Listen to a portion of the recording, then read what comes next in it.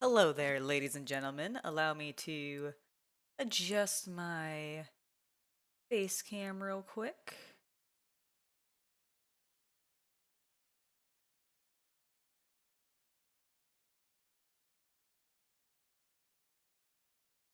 There we go. Hello, and welcome to today's Hobby Night. Hobby Night. I said that with a little bit of an accent. I started to go very southern there for a second. I don't know why, but we're here today to play a little bit of Magic Arena, as well as to discuss my Bloomburrow pre-release. I have my deck box. I actually thought we could possibly go over what I did and then what Chaos Cultist afterwards suggested maybe I should have done. Because, oh my goodness, I had a blast, an absolute blast at my event, but I also lost every single game. It was embarrassing. I was mildly embarrassed. Hello everybody. It's lovely to see you all in chat. It's great to have you all here. Do I have music? There we go. There's our ambient music. I hadn't clicked into the game. But I figured today I was originally I just want to throw out there immediately on the spot here. I originally was gonna be like, oh man, we're gonna come in, we're gonna play Magic Arena, I'm gonna talk about my Bloomburrow experience, and I'm gonna open some of the pre-release packs that I got for Bloomburrow, available on July 30th.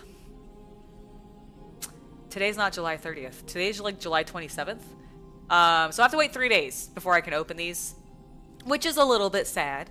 However, we will have another stream where I do open these up because, gosh darn it, that was originally my plan. But we will be playing a little bit of Arena today, but like to just kind of start us off, I want to talk about my pre-release experience. This is my first time ever going to a pre-release, and I'm actually going to switch over to face only, and I'm gonna move me back to this. I want to switch back custom. Hello. Okay, so before we get started in Magic Arena, I just want to start off by talking a little bit about my actual pre-release event. I had a great time, as I mentioned. I was very nervous. Sometimes, like, I don't go to a lot of these kinds of events very often because they cause me some anxiety on occasion. Like, I get the pressure of the even mildly competitive setting really just, like, wigs me out sometimes. So I have a really hard time going to these kinds of events. But I just moved to a new area. The game store that I went to never really seemed like super busy, and they were saying, oh yeah, it should be a really casual event. We're not even doing pre-sales for our pre-release event. Like, they're not doing like pre-registration, for example, so that people have to like could sign up beforehand, because we originally thought that that might be a thing, because that's something that we had experienced at one of our previous game stores. Not that like I had gone and participated at the pre-release, but because I worked at that game store, I knew that that store had done pre-orders of their, or basically pre-registration. So that was kind of like, oh, okay, so this should end up being really casual. So we get there on like Friday night, last night. We get there at like 5:30. The event's meant to start at 6. It's already half full. I think, yeah, I think we arrived actually with a fairly large group of people, like all coming in for the pre-release event, but they ended up having like 30 plus people, which is not a huge pre-release. I understand that. I've seen much larger. I've heard about much larger. But for what this store was describing as their event and what we ended up seeing, the staff seemed a little overwhelmed with how many people were there. And it was interesting because as we were talking with everybody like around and everything, like we got to chatting with people as we were waiting to get started, etc. And a lot of people were mentioning that this was their first time at a pre-release event. They had never done one before, that they were either relatively new to Magic or had sort of been lapsed and came back in. And I thought that was really interesting because Bloomburrow, I feel like online, has really been touted as a set that I think is like meant to get new fans in. I think that's partially why they maybe have gone with the very cute critter design, but are taking it more seriously than what they did when they did stuff like, I'm seeing if I have any of the packs, like Thunder Junction, for example. Like, they kind of just threw cowboy hats on everybody in this one, and then in Malkov Manor, or the Murders at Karlov Manor, they just, like, gave everybody fedoras and kind of called it a day. But in this one, like, I felt like they're being a little bit more thoughtful with how they're bringing the Planeswalkers into the set, and also the new cards and things that they've started with it. And so between the aesthetic, the seriousness at which they're taking it, and the fact that, like, I don't know, to me, this set goes, hey, kids and ladies out there who like cute, cuddly creatures and want something that maybe, like, still feels powerful, but it isn't, like, super masculine aggressive or something like that. Let me introduce you to Magic the Gathering through Bloomburrow. Like, it feels really geared towards either younger audiences or a female demographic that they may be trying to bring into the community, which I don't personally have a problem with, and I think the art is just gorgeous in this set. Like, opening all the cards up at our pre-release event was just, like, It was weird because I didn't get to open the packs like I normally tend to open packs, which is slowly looking at each card individually, mostly staring at the art going, ooh. And then eventually going back through and like reading the rules and everything. But in this one, I actually just ripped open all 6 packs, like didn't even look through the cards yet. Opened them all up, got them into a pile, and then organized them into their colors. And then I actually looked and saw what I had. And I don't think I pulled anything super great. I will say, let me see if I can find him real fast. I do have, yeah, I brought it up here.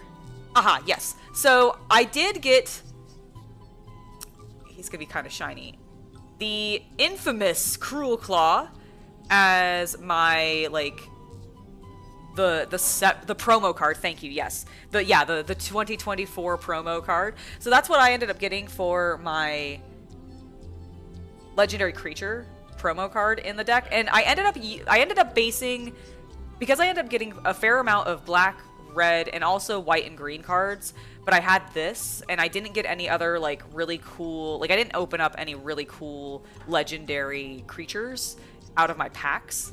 So I ended up using this as sort of the basis of building my deck. So I went red-black, which was a choice that maybe I shouldn't have made.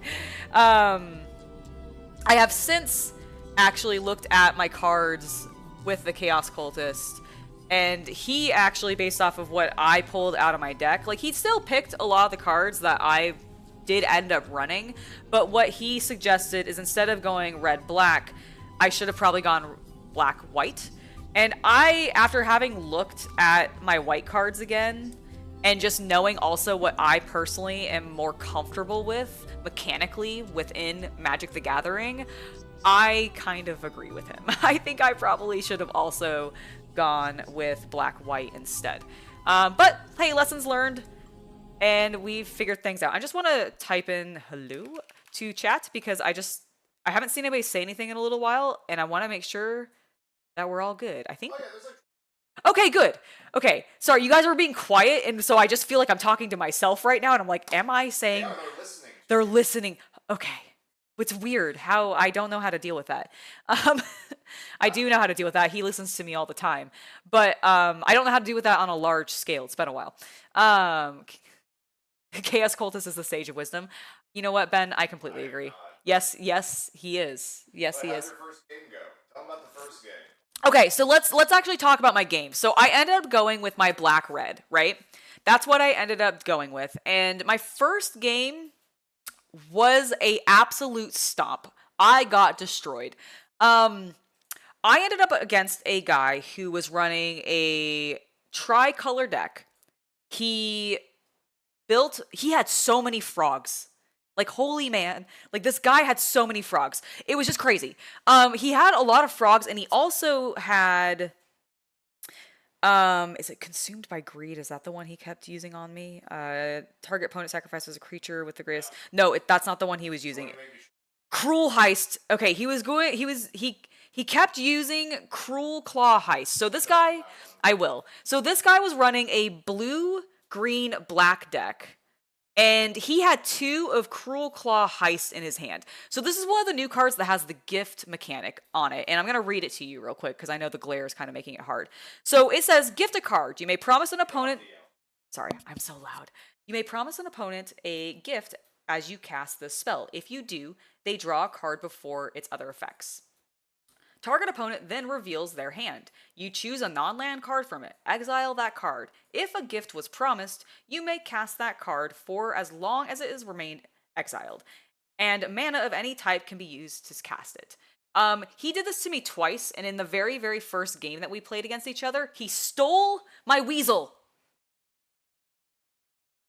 Like, I had it in my hand. I was like, oh, this feels like a pretty decent hand. Like, I've got a couple of good cards. I had Squeaks in there, which was a nice enchantment that allowed, like, some of my red or my creatures to be buffed and to get haste, which I ended up being able to use. But, like, he did this to me twice. He Cruel Clawed Heist me twice, gifted me a card, which allowed me to draw a card, and then both times, he took the card I drew. Because that's what ended up happening, is I top-decked into the card that I wanted, and he took it. And I was just like, bro. So I immediately lost that game. And it was a little devastating. I was embarrassed. And then in the second game, I did not have as many things exiled from my hand and then made to be used by my opponent. However, he like had so many more creatures than me at that point in our second round, and he had insane synergy. He just got super lucky, I think, with like ending up drafting a lot of really good frogs because he had like his green, I think it was predominantly green blue with a splash of black. If So it was frogs, yeah, so I think it was definitely predominantly green blue, and I don't like blue. I don't like blue at all. And he kicked my butt, and I was a little ashamed. Um, in my second round, I actually felt like my deck started to work a little bit more. Um, but I still ended up losing both games. It was a lot closer. I actually, in the very first game in my second round, I managed to get my opponent, who was running a white-red deck, down to, I think, 4 or 5 health before he KO'd me, and I just ran out of... Honestly, okay, so this is what happened in, like, 3 of the 4 games that I played at the store. My deck just... What is it called when you get creature starved? I got mana flooded. I just had so much mana with nothing to spend it on. And it was really, really frustrating. I definitely made some, I think, incorrect choices, even with going, not even excluding the fact that maybe I should have done white-black based off the cards that I drew. And also just comfort levels. I do white more than I do, like I run more decks with white or black in them than I do red in them. So because I don't play very aggressively normally, and my deck really was not set up for that.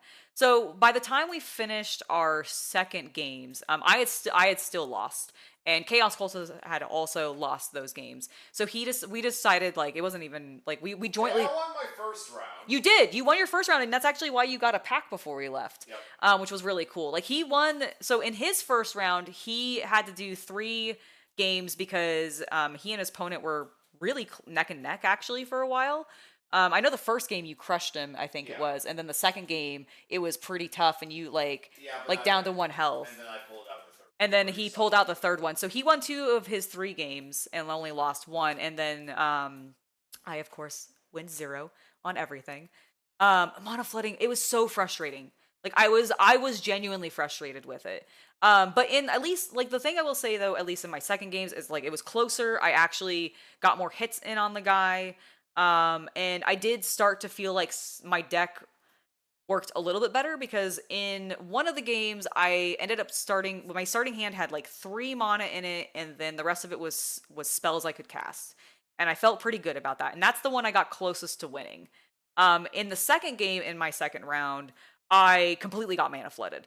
Like, I mulliganed twice, or I mulliganed once, but in both of my initial hands that I drew, like my very first hand was 6 mana, 1 spell. The second hand that I drew was 5 mana, 2 spells. So I decided to go with that because I was like, well, maybe I'll get lucky and I'll have suddenly a lot. Because I only ended up having 16 mana in my deck. I had 24 spells in the deck.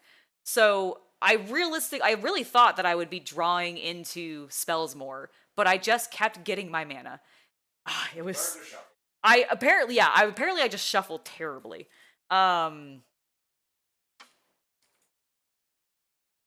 So after my extreme losses, and then Chaos Cultist lost, and because the event actually started at like 6 p.m. So technically I went 3.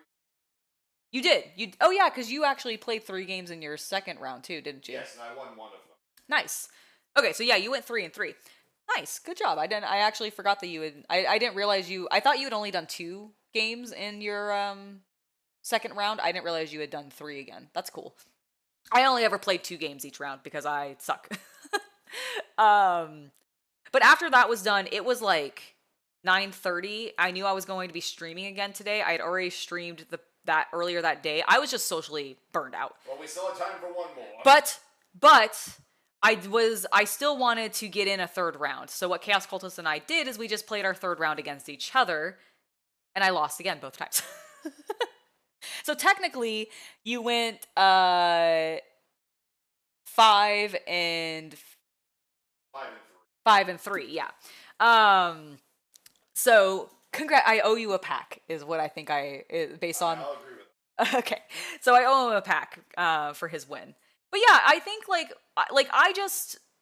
I just had really bad luck. I think with one my just shuffling and how that ended up working out. Because again, I got mana flooded so many times, which did not make sense to me because I was using less mana than even recommended.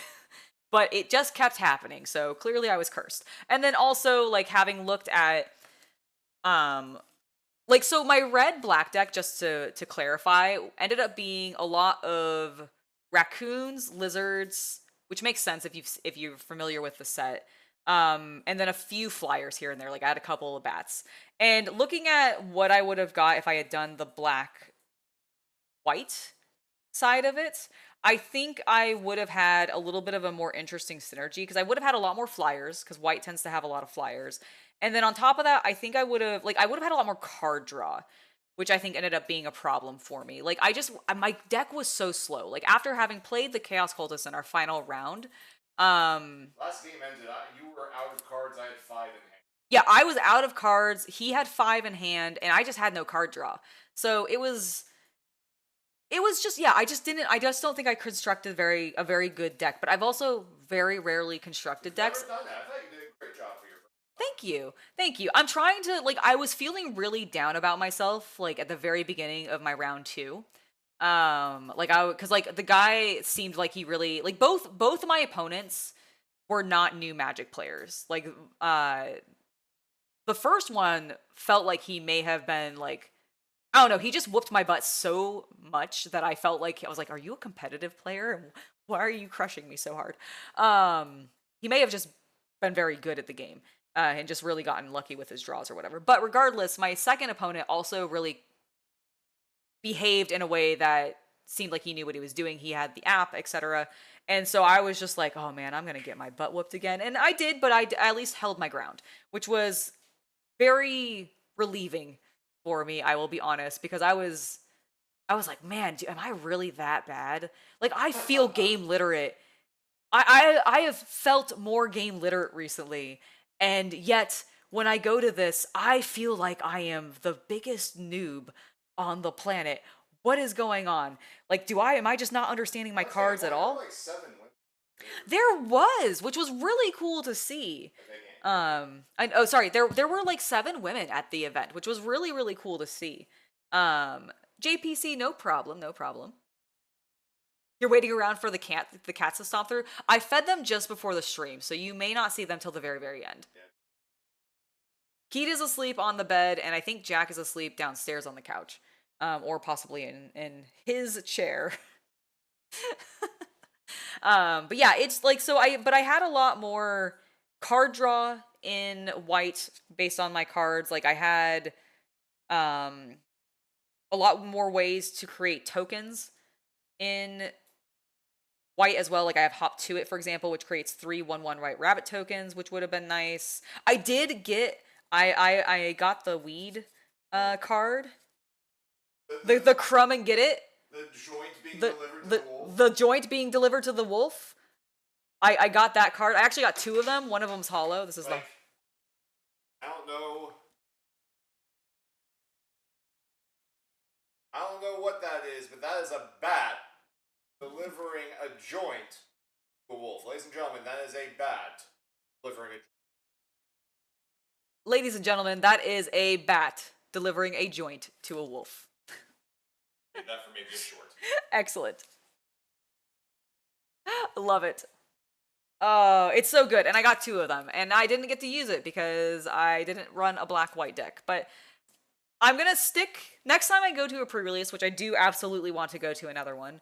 Hopefully I didn't, like, represent anybody the wrong way, like, at the event. Like, I'm super paranoid about that. I will let you know. Because, like, I was feeling down a little bit during a portion of the pre-release because I was, like, basically in between round 1 and going into round 2, I was feeling a little negative because I was like, wow, I really sucked. Like, my games were over really fast. Like I actually ended up waiting around for a fair amount of time because I got whooped that hard. And there was plenty of people still playing and like going into into a third game in their round 1 when we had already finished our 2 rounds. That's how bad I did. It was devastating. And because of that, I was feeling a little bummed out. But I was trying to keep my spirits up, and I was like, okay, we're gonna keep doing this, like do it again. And I hope like I didn't end up like I hope I didn't basically come across as a sore loser or anything. Like that's what I worry about. I don't think I did. I tried to be polite. I tried to like greet everybody nicely and like use proper etiquette when playing and everything and like follow the rules. I did immediately when we started forget to draw a card on my first turn in my first game. That was great. That gave me a solid positive start of how that game was gonna go. Yeah, no, Esther, you're absolutely right. It's just like I get so self-conscious about it because I play games professionally, like technically because of my job doing this and stuff. So I'm like I get really self-conscious of like if I'm doing a good job. But like it was a very fun event and I want to do more. I don't know if we're going to end up going to the pre-release for the upcoming. I wanted to. Do you? Okay, cool, awesome. No, it's the horror one, right? Like it's okay. I've thought the idea of it sounded cool. Like I haven't looked. I actually. If you don't want to go, I won't make. No, I want to go. I absolutely want to go. I actually haven't seen any of the card art for that one yet. Oh, okay, cool. I didn't know if they had done previews and we had just like I had missed them and maybe you had watched them privately or something. Okay, cool. I'm looking forward to seeing that. Well, now that we're done chatting, or we've gotten the bulk of how my pre-release event went. Make Cruel Claw EDH deck. And what does EDH stand for? I don't remember. My familiarity with acronyms associated with Magic is low. Yeah, I'm trying to think.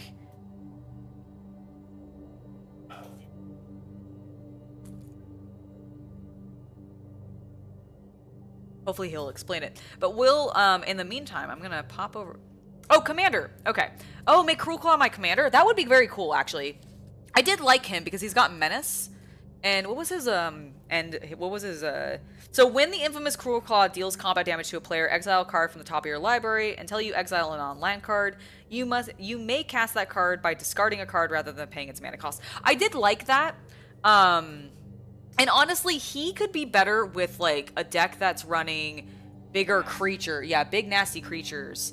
Because you could end up just discarding a card to cast that big creature if you top-decked it. Yeah, and I think that would be really cool. Elder Dragon Highlander is a... Oh, it's the old name for Commander. Okay.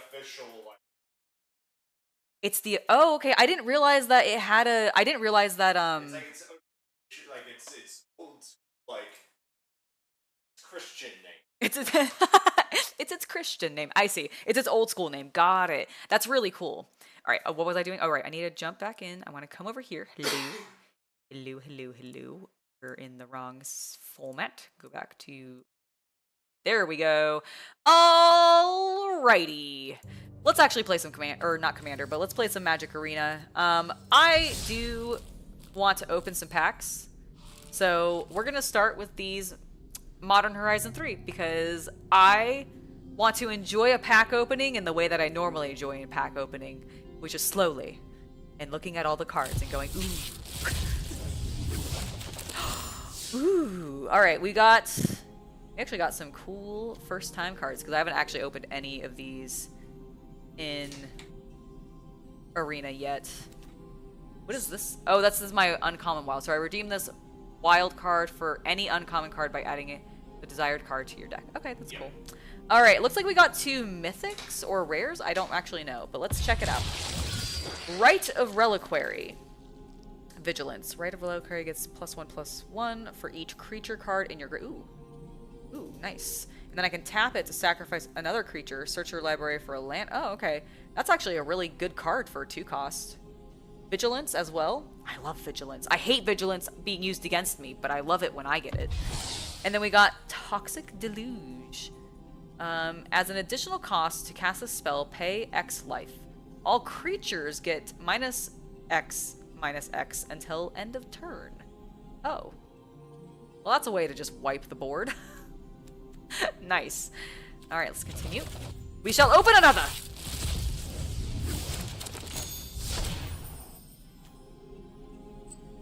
Dream Drink Vampire. I like this card art. Lifelink Adept. What does Adept do? If this creature has no +1/+1 counters on it, put a +1/+1 counter on it. Nice. Whenever one or more +1/+1 counters are put on Dream Drink Vampire, it gains Menace until the end of the turn. Goodness, that's also a good 2-cost card. What does Cascade do? When you cast the spell, exile cards from the top of your library until you exile a non... Okay. Yes. Chaos. Yes, it does. Wow, this has Reach, Trample, and Cascade. That's awesome. 7. Yeah, that's why. It's a 6/5. It's a 6/5 giant. So, like, this would be a great card with that other one where you could cast... Like, this would be a great card with my Weasel. Because I could cast it out big. But he's red-blue, so it may not work very well. I'd have to do a tricolor commander deck. But maybe that would be fun. What's this one? Windswept Heath. Pay 1 life, sacrifice the card, search your library for a forest or plains card, and put it onto the battlefield, and then shuffle.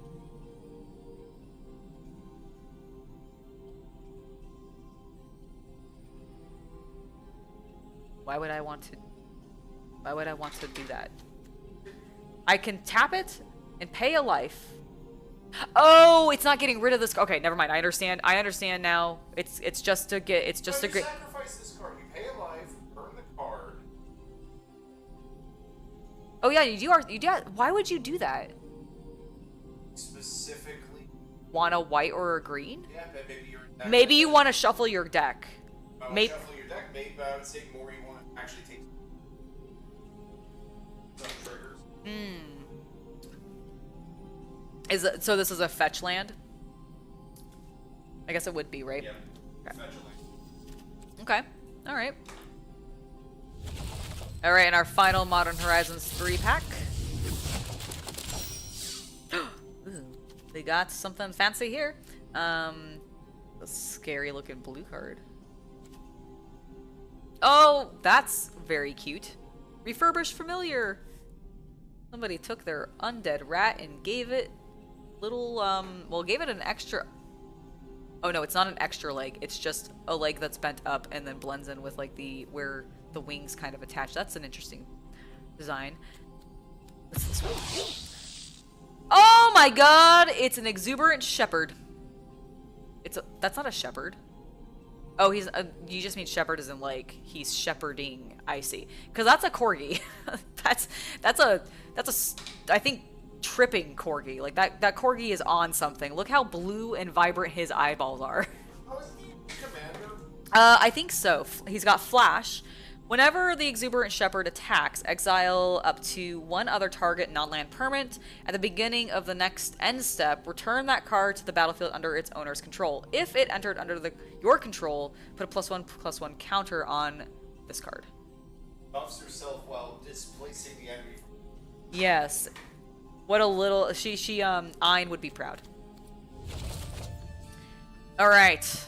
Oh, our music changed because now we're on Thunder Junction. We will open some more of these after we play a game. I'm going to resume my color challenge because I suck and I need more practice. And we have green still left to do. Wild animals I like. People, not so much. I understand you, my dear Vivian. And I agree. We will fight this lion as our first opponent. The instant speed and shuffling is always nice to have. Yeah, no, that's fair. That is fair. The shuffling, I think, is really, like... I'm realizing how valuable that can actually be, especially... Yeah. Yeah, like when you're scrying and you realize that your next card sucks, or just like, if you've been having bad draws, I feel like sometimes just like being able to suddenly shuffle your deck is probably valuable. Alright, what did they put out? This lion put out a sanctuary cat. Rude. I shall play a land. And then I shall play a plant.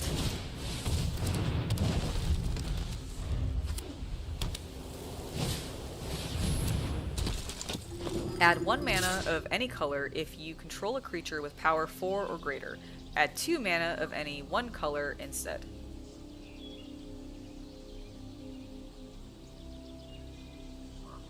No blockers.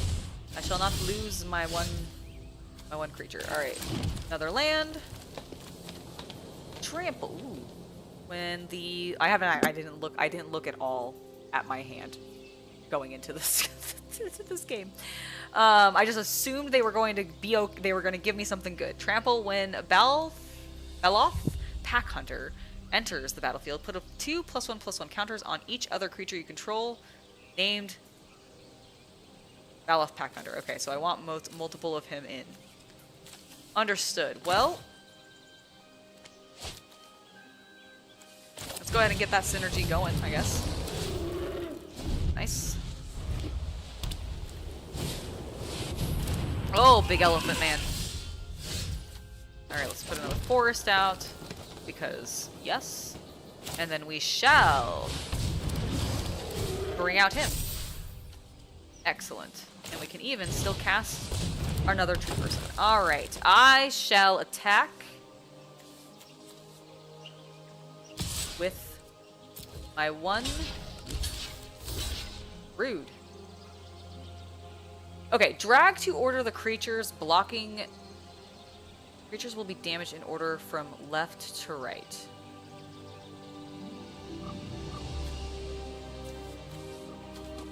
So I wanted to hit that first,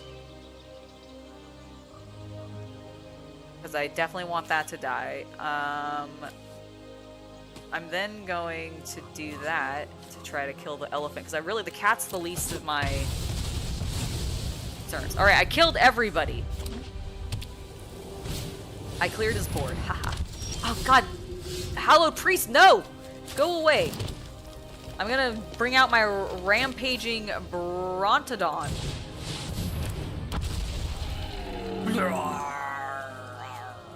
Alright, I shall attack.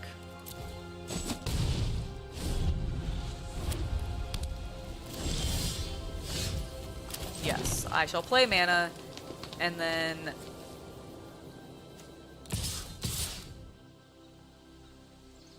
I'm gonna attack with everything. Oh my god, I didn't... What? Why did you get... Oh, nice. I didn't even read that about the dinosaur. That he got a 13/13. He got so big so fast. And that's why I like green. My go-to to play is green-white.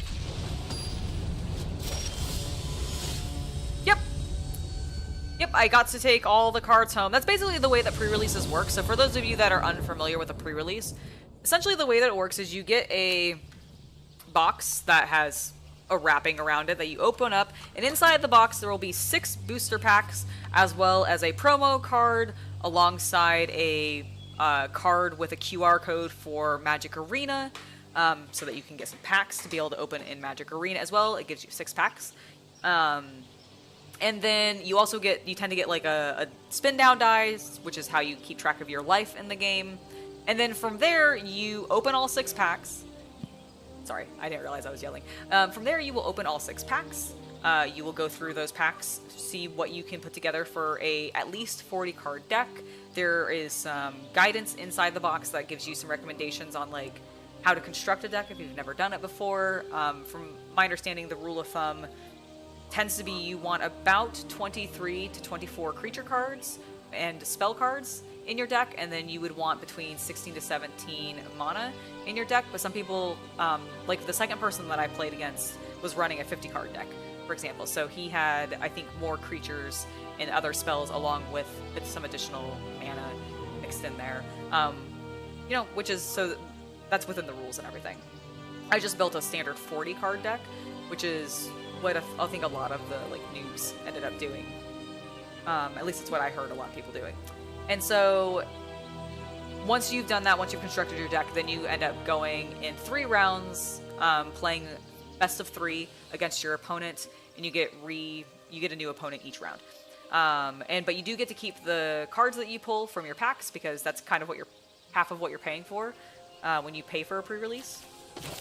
It's really fun. I definitely recommend like giving a shot if you've never done it before and you have an interest in Magic. It's definitely a way to get involved like immediately with the community and see like what the vibe is like. And if you like it, it's pretty fun to get into. How dare! Chandra, that's so rude. I shall allow you to hit me in the face. I shall then play this card. Now I shall bring out my Panther.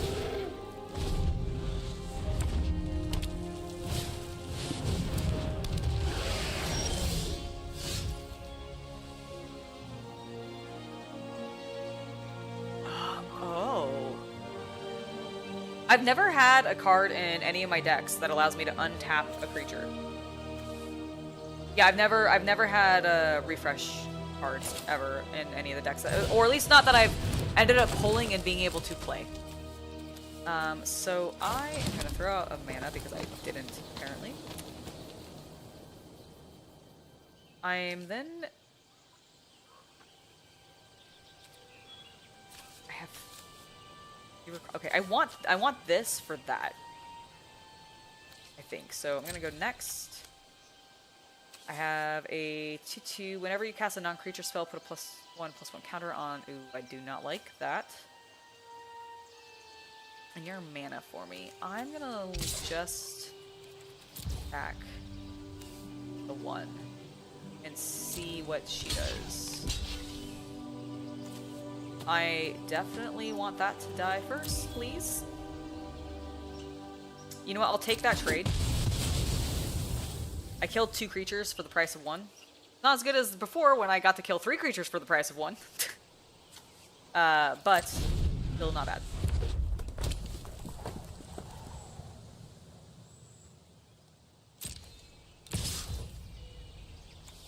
I will take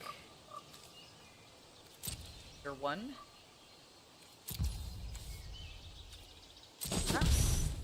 It really wants me to cast Stony Strength. I do not want to yet. Thank you. Oh my gosh.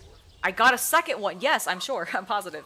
Alright, I'm going to cast the Sentinel Spider. Now.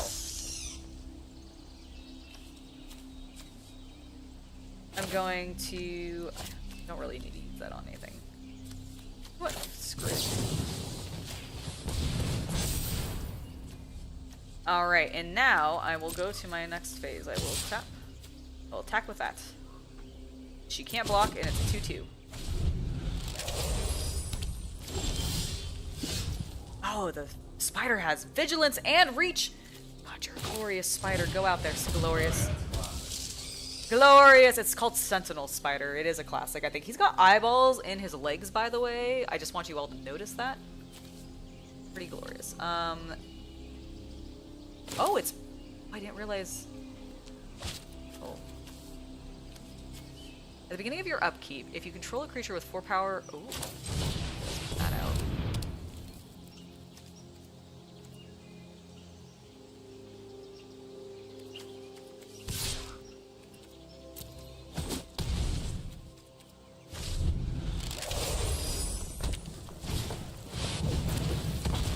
Oh my gosh, a volcanic dragon. Well, thank goodness I have some amazing spiders with reach. And also, this gigantic raging Brontodon. Alright.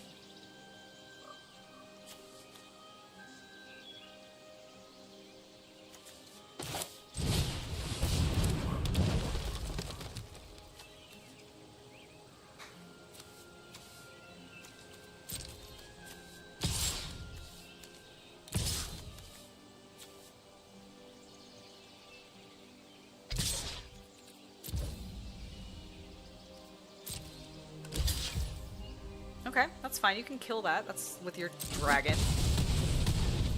I'll just hit you in the face for 8. Sure. Sometimes the AI makes some weird trades. Shock deals 2 damage to any target. Fine, I'll take your damage straight to the face.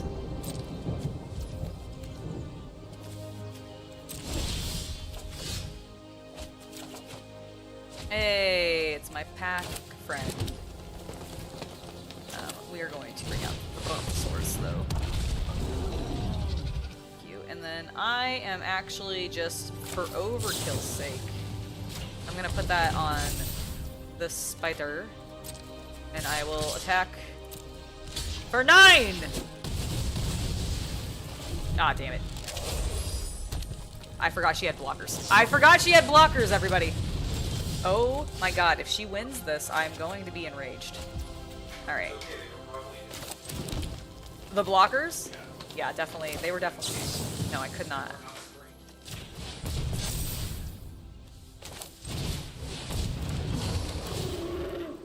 Okay. She's got nothing on the board. I don't think she has anything in her hand. Oh my god, my Brontosaurus became a 14. What is doing that? What am I missing? Gets +1/+1 for, is it I need to look at the card. Okay, the next time it comes out, make sure that I actually read it because I need to see what's giving the +1/+1. I think it's the number of mana I have on the board. I think that's what I read, but I read it too quickly.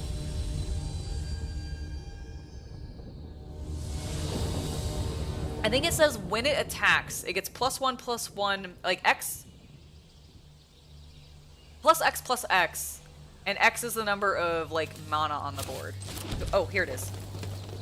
Whenever Rampaging Brontodon attacks, it gets +1/+1 until the end of turn for each land you control. Okay, yep. I shall play this.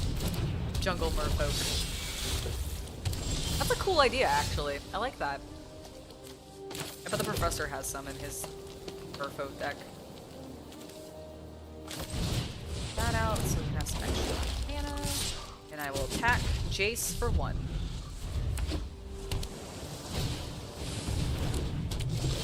Oh, he also has Mer people.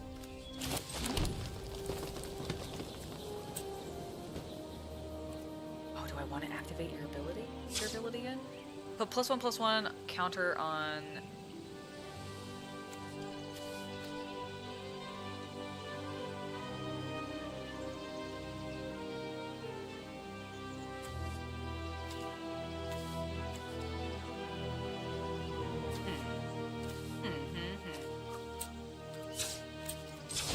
I'm gonna do it.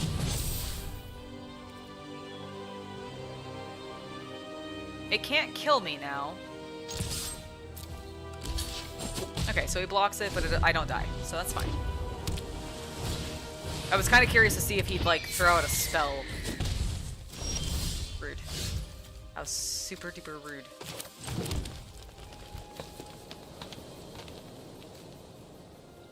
Okay, he has a flying creature, which I cannot do anything with right now. I have so many stony strength. Okay. What we're gonna do, it's not gonna untap it, but I want the buff. I'm then going to attack with just the 1. You want to use your flyer to block me, please? I would love that. No, you're just gonna take it to the face. That's what I thought. What I thought, Jace.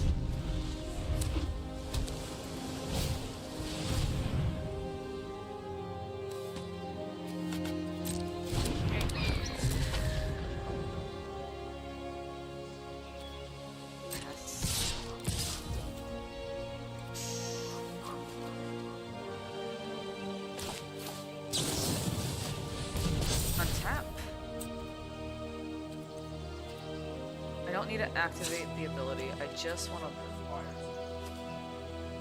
Is both. This one isn't. Oh, sorry. I need it. That's what I needed. That I was on the wrong step. I'm gonna do that because now I'll kill that. Cool. Without dying. Yeah. My turn. Take that, Jace. I'm using my cards appropriately. Let's put this one out. I would love some more mana.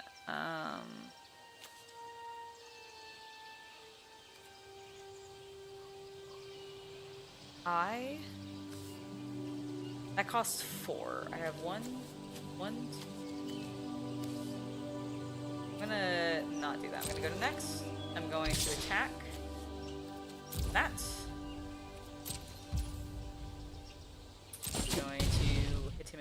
face. Gonna end my turn. And this Stony Strength is actually quite nice.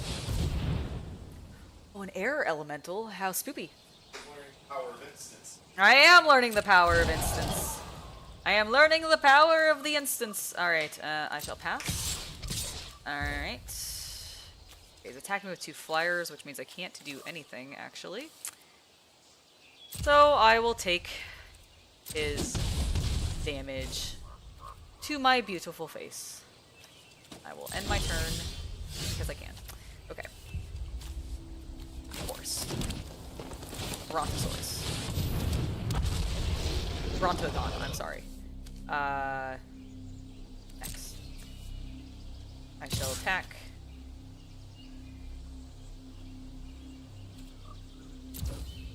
The 1.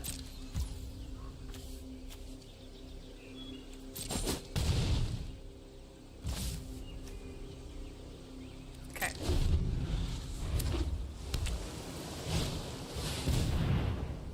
Oh my god, could you please stop with the flyers? I think I'm dead. Am I dead? 4, 5, 6, 7, 8. No, not yet, unless he has spells to buff. I can't. This does not have flying.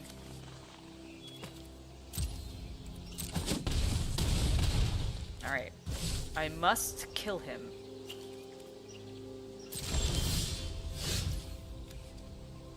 Target creature you control deals damage equal to its power.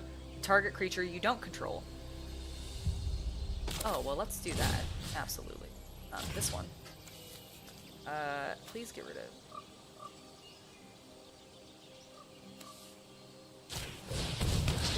that one. Thank you.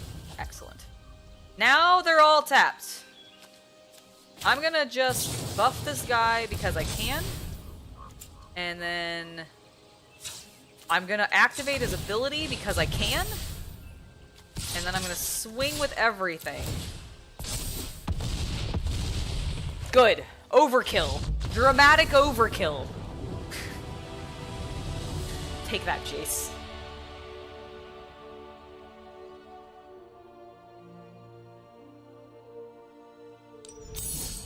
I did it. Alright, Liliana. What do you got for me?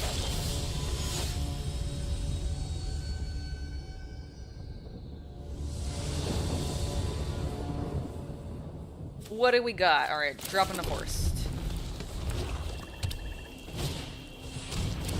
Oh, it's Typhoid Rat, huh? Death Touch. Great.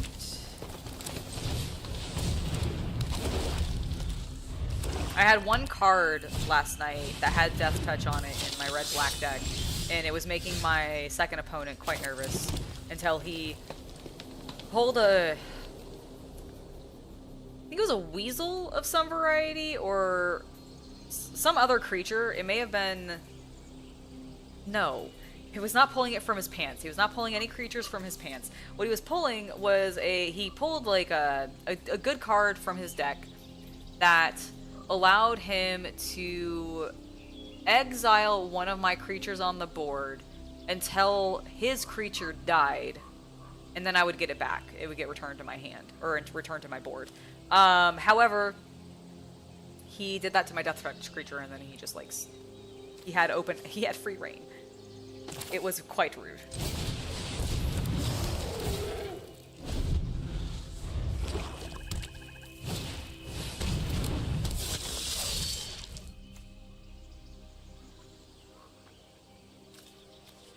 No blockers. We don't want these buffing because of me dying. Put out that. I am going to use this to deal that to that. Start getting rid of those. And then I will attack with the hunter. Because the Death Touch is tapped. Perfect.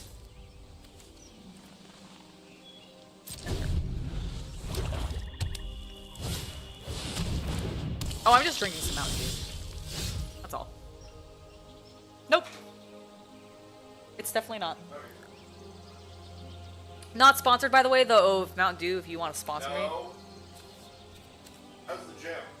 I'm actually going to start my workout back up on Monday. That was my plan. I had been thinking about that this morning. I'm putting this panther out.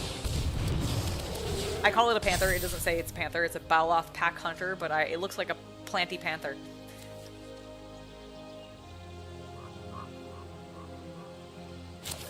Oh, I really don't like that. I'm gonna overkill this savage Grogor. I don't like flying. It needs to get out of here. Attack. Oh, well. Sure, you can kill. I'll kill your entire board and then hit you too. That was a weird... Wait, why did he... Wait. Can I see my log? How did that happen?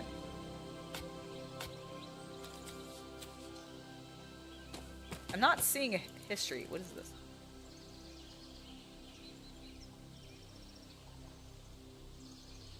A little thing to fiddle with.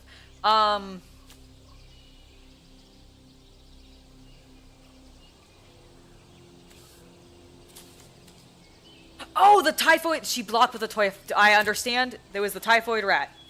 She blocked with it, and it death touched me. I thought it was tapped. I must have misread that. Anyways, it's fine. It's fine.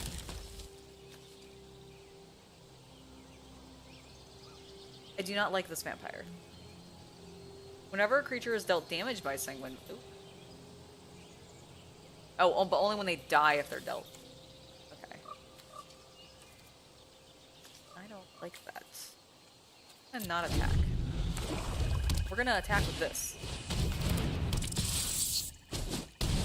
Rude! Okay, now the vampire's tapped. We don't care. Alright.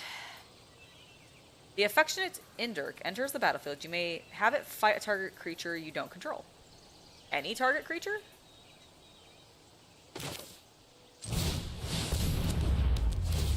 I would like you to fight this vampire, please, and destroy it. Thank you. Perfect. That was a fine trade for me. I shall now attack you. Have another death touch rat. I'm gonna attack with just the one. You can tab. Oh, you want to do it with block? Well, no, that would have been blocking. Interesting. Why didn't she kill it? Wow, that was.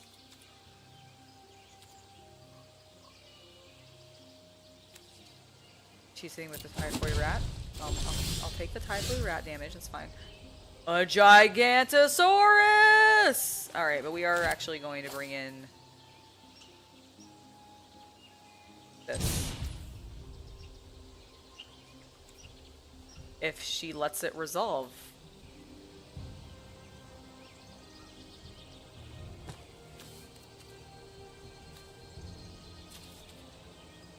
Wait.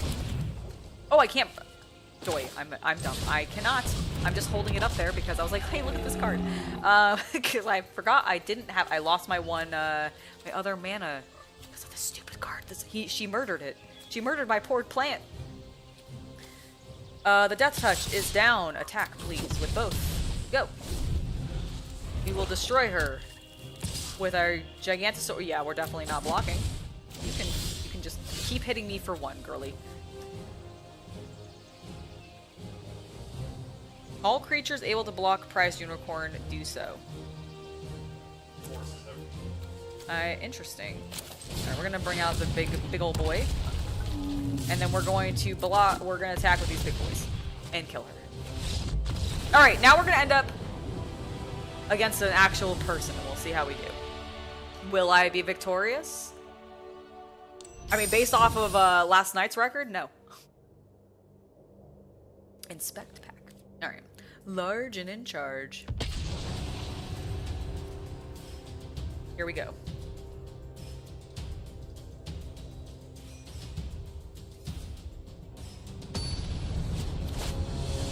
Dun dun dun dun!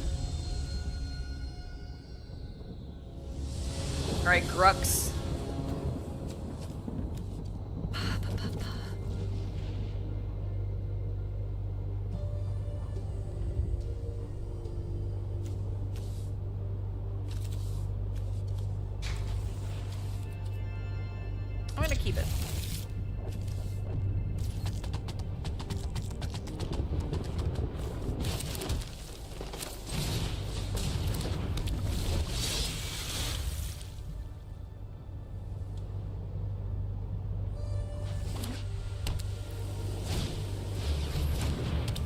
charmed stray cat.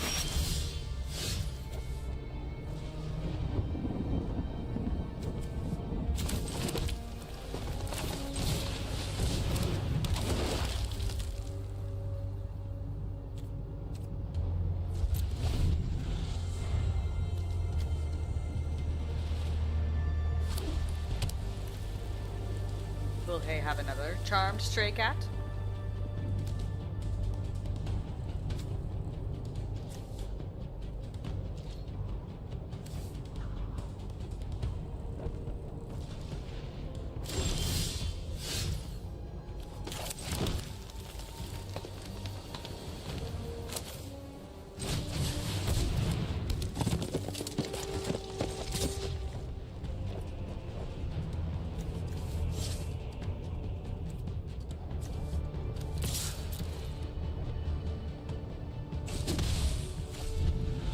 Start doing some damage. Start doing some damage. Hello, Alex. Welcome to the stream.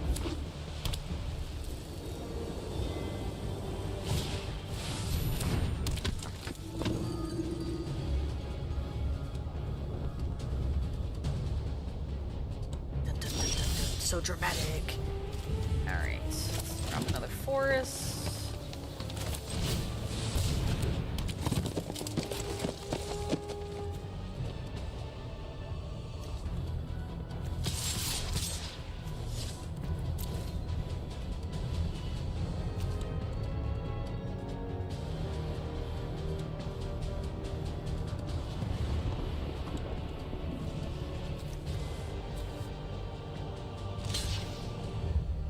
Fair. Honestly, that's a fine trade to me.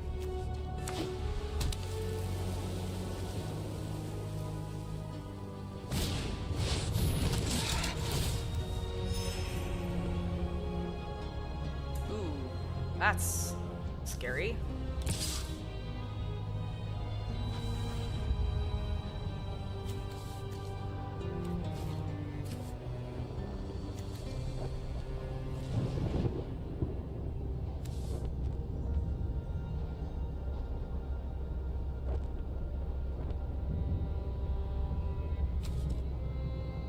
Do I want to get rid of the Impassioned Orator?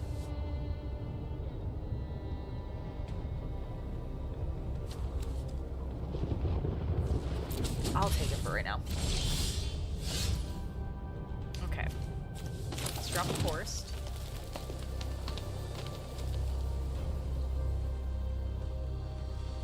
Flash, so we can go ahead and do it after. So next.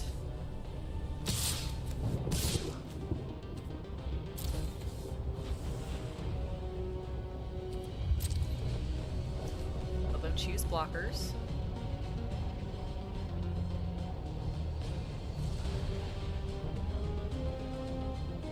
Please choose your war leader.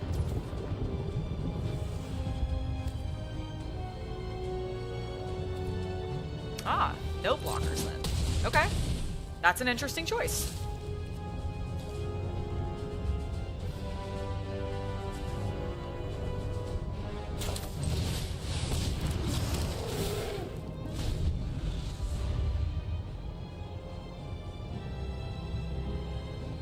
Alf, I am playing Magic Arena because I have been having the itch since I played in my pre-release. Huh. I hope it wasn't even going, I think, fully into the yellow. I think I actually, tell me folks, let me know when I get a little loud. Is it better than it was before? Because I know we adjusted things and I'm hoping it's better. I've also been trying to keep it a little bit like further away, so that if I do accidentally scale up in volume suddenly, it's not as bad. Please let me know if my thoughts on that is actually true or if I'm just full of crap. No, I actually genuinely want to know because I think it's been better. I haven't. Maybe I don't like you yelling right next to me. Very well. I don't want to have my wife yelling. Maybe that's a good point. Maybe I shouldn't yell next to my partner's head. That's a bad idea. All right, so.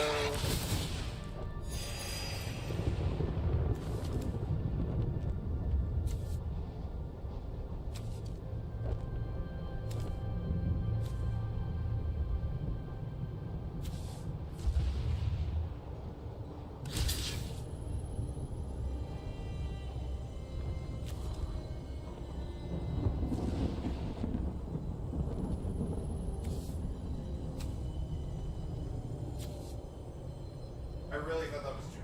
Sorry, nope, that's me. That's me oh, I need to make a decision. I'm gonna block that. There you go. That forlorn. I was like, oh.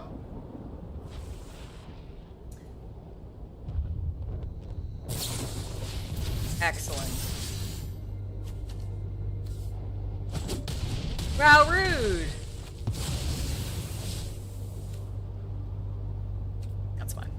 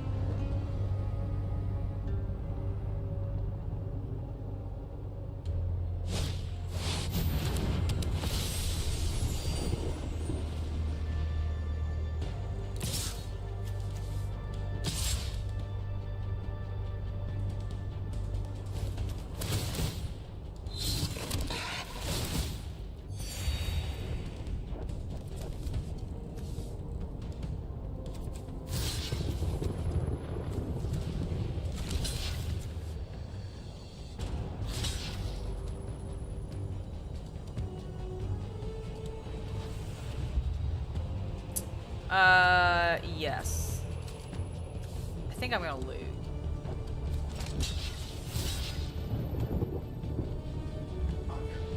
I'm thinking about, I think I'm gonna just try to block everything, and I might have a little bit of a board wipe, but I'll be okay. Oh, he's back to 20. Damn it. Well, oh well. I think I am losing this.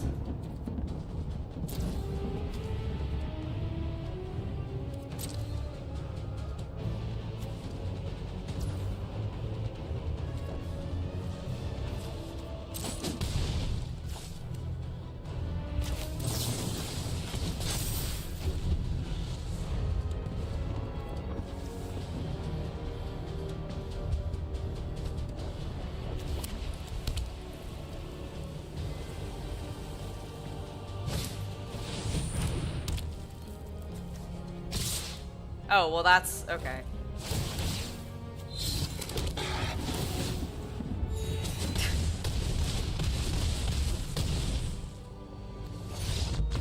It's just like last night.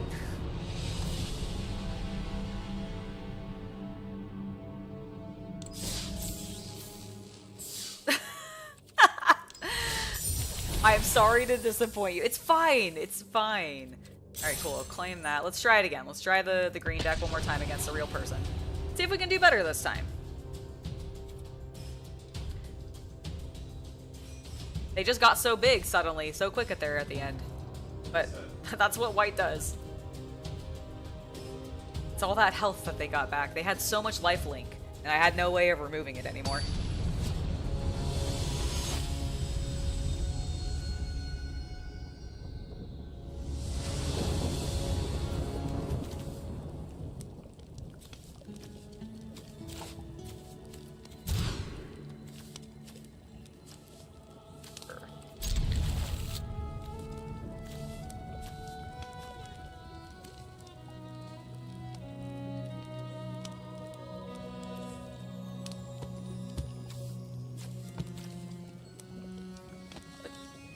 What does it want me to do?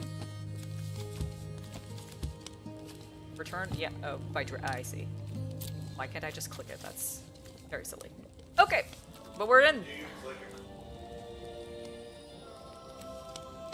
I mean, I guess I put it down. You're right. Yeah, I guess you're right. Fair enough. Fair enough.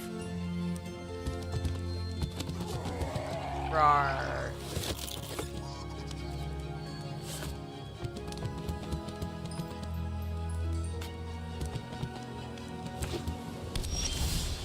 Wow. Really? It took you that long to play an island? Some people like sit there and like agonize over their first hand and then they just playing a land, and it's like, could you not agonize? I guess. Use your opponent's turn to read.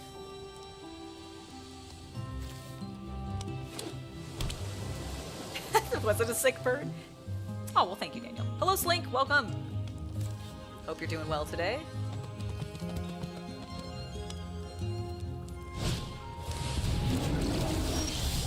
Alright, so we're playing a blue deck, which is my favorite. Everybody's favorite.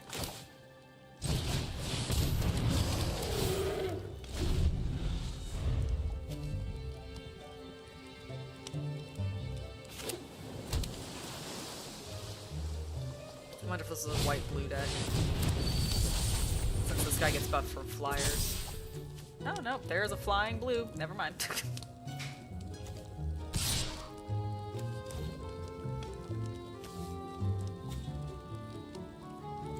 Yes. Your healer is majestic. He's like Kermit the Frog, but Animu. And, oh, is he gold? It looked green gold to me, so I thought it was actually still green, but is he just gold gold? Oh, he is gold gold. That's majestic. That's a golden frog. Well, you know.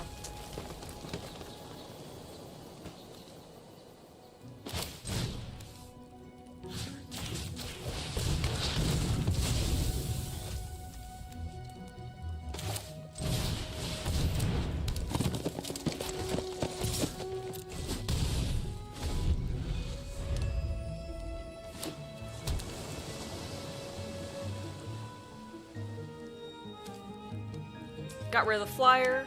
I am enjoying the new place. It is lovely. Like, it's a much better, like, usage of space. We do have more square footage than our previous place, and we are paying less rent, which is great. But we also just have, I think, like, the layout of this place is much more useful to us, which has been lovely. Golden Frog, is that the new 007 movie? It should be. I'd watch that. He goes to a casino themed after the Golden Saucer, and he must be the Golden Frog. Dude, what are you doing? What decision are you making? It does sound like an award as well. Ah, yes.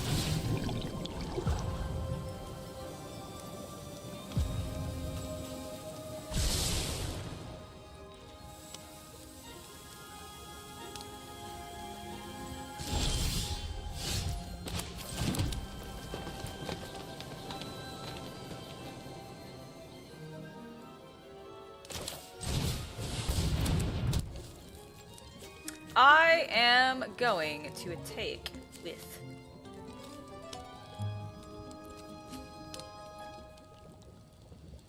this. If you want to trade, that's fine. I shall kill your octopus or your creature that gets pluses till end of turn. Ah, you're gonna let it through to the face. That's beautiful. That's exactly what I wanted to see.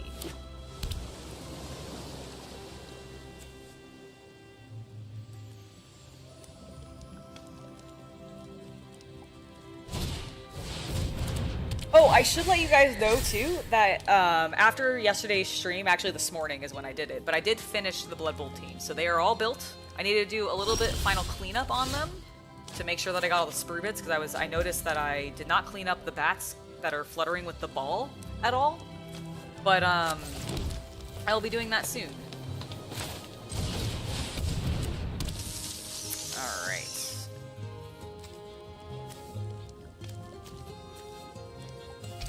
I'm going to attack.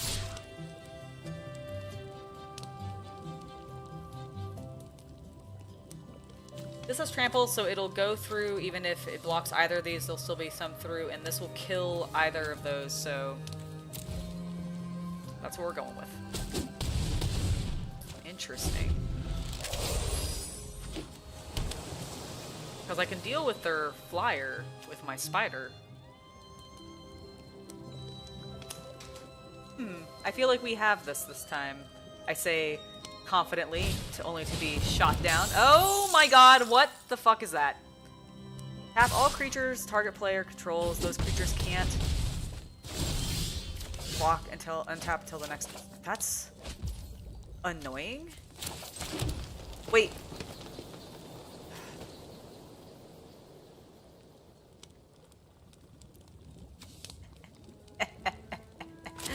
Alright, fine. You want to play that way, friend? Fine.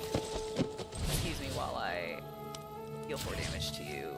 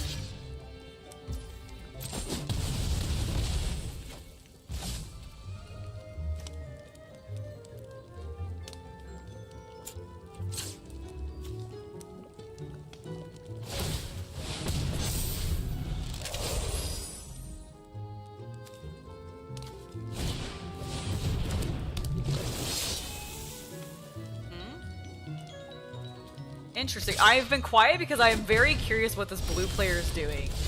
Because, like, I think I have this.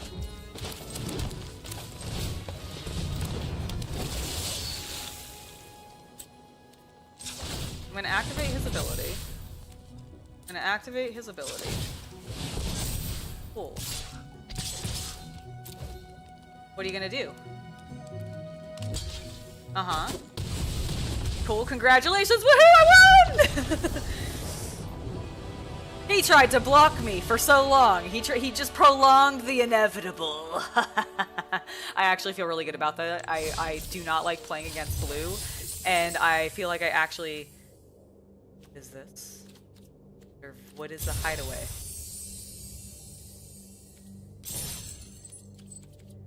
What? Good to see you again. Oh, this is just the tutorial. Did I get packs or something for that? I have no idea. But we're going to open some packs because I successfully finished my green deck and I want to open some packs. So we're going to open some Thunder Junction. Dun, dun, dun, dun, dun. Emergent Haunting. At the beginning of your end step, if you haven't cast a spell from your hand this turn, the Emergent Haunting isn't a creature. It becomes a 3/3 spirit creature with flying in addition to its other types. Nice. Deep Muck Desperado. That is a Lobster Man. That is a Lobster Man. This is what I mean when I say that I don't feel like Magic the Gathering specifically took Thunder Junction and some of the other most recent stuff very seriously. Whereas with Bloomburrow, I do feel like they're taking it a bit more seriously. Because like this is a blue lobster with just wearing a cowboy hat.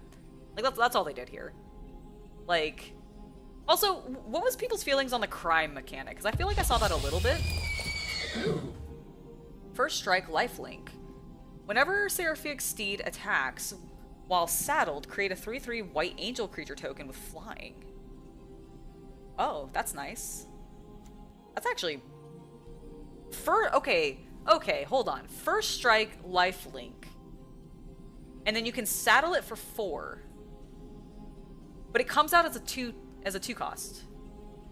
And it has flying.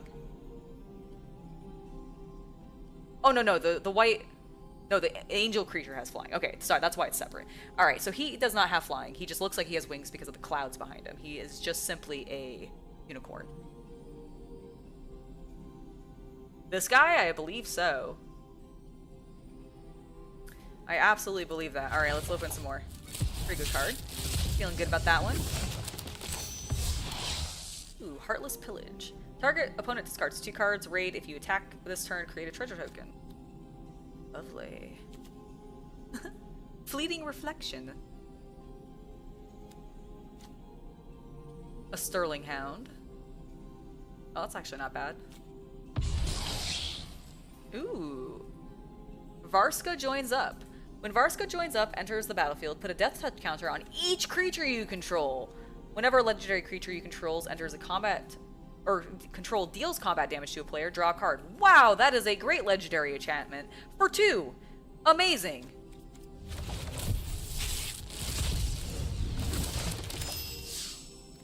Rakshaw Crew. I like the art for this next. Oh.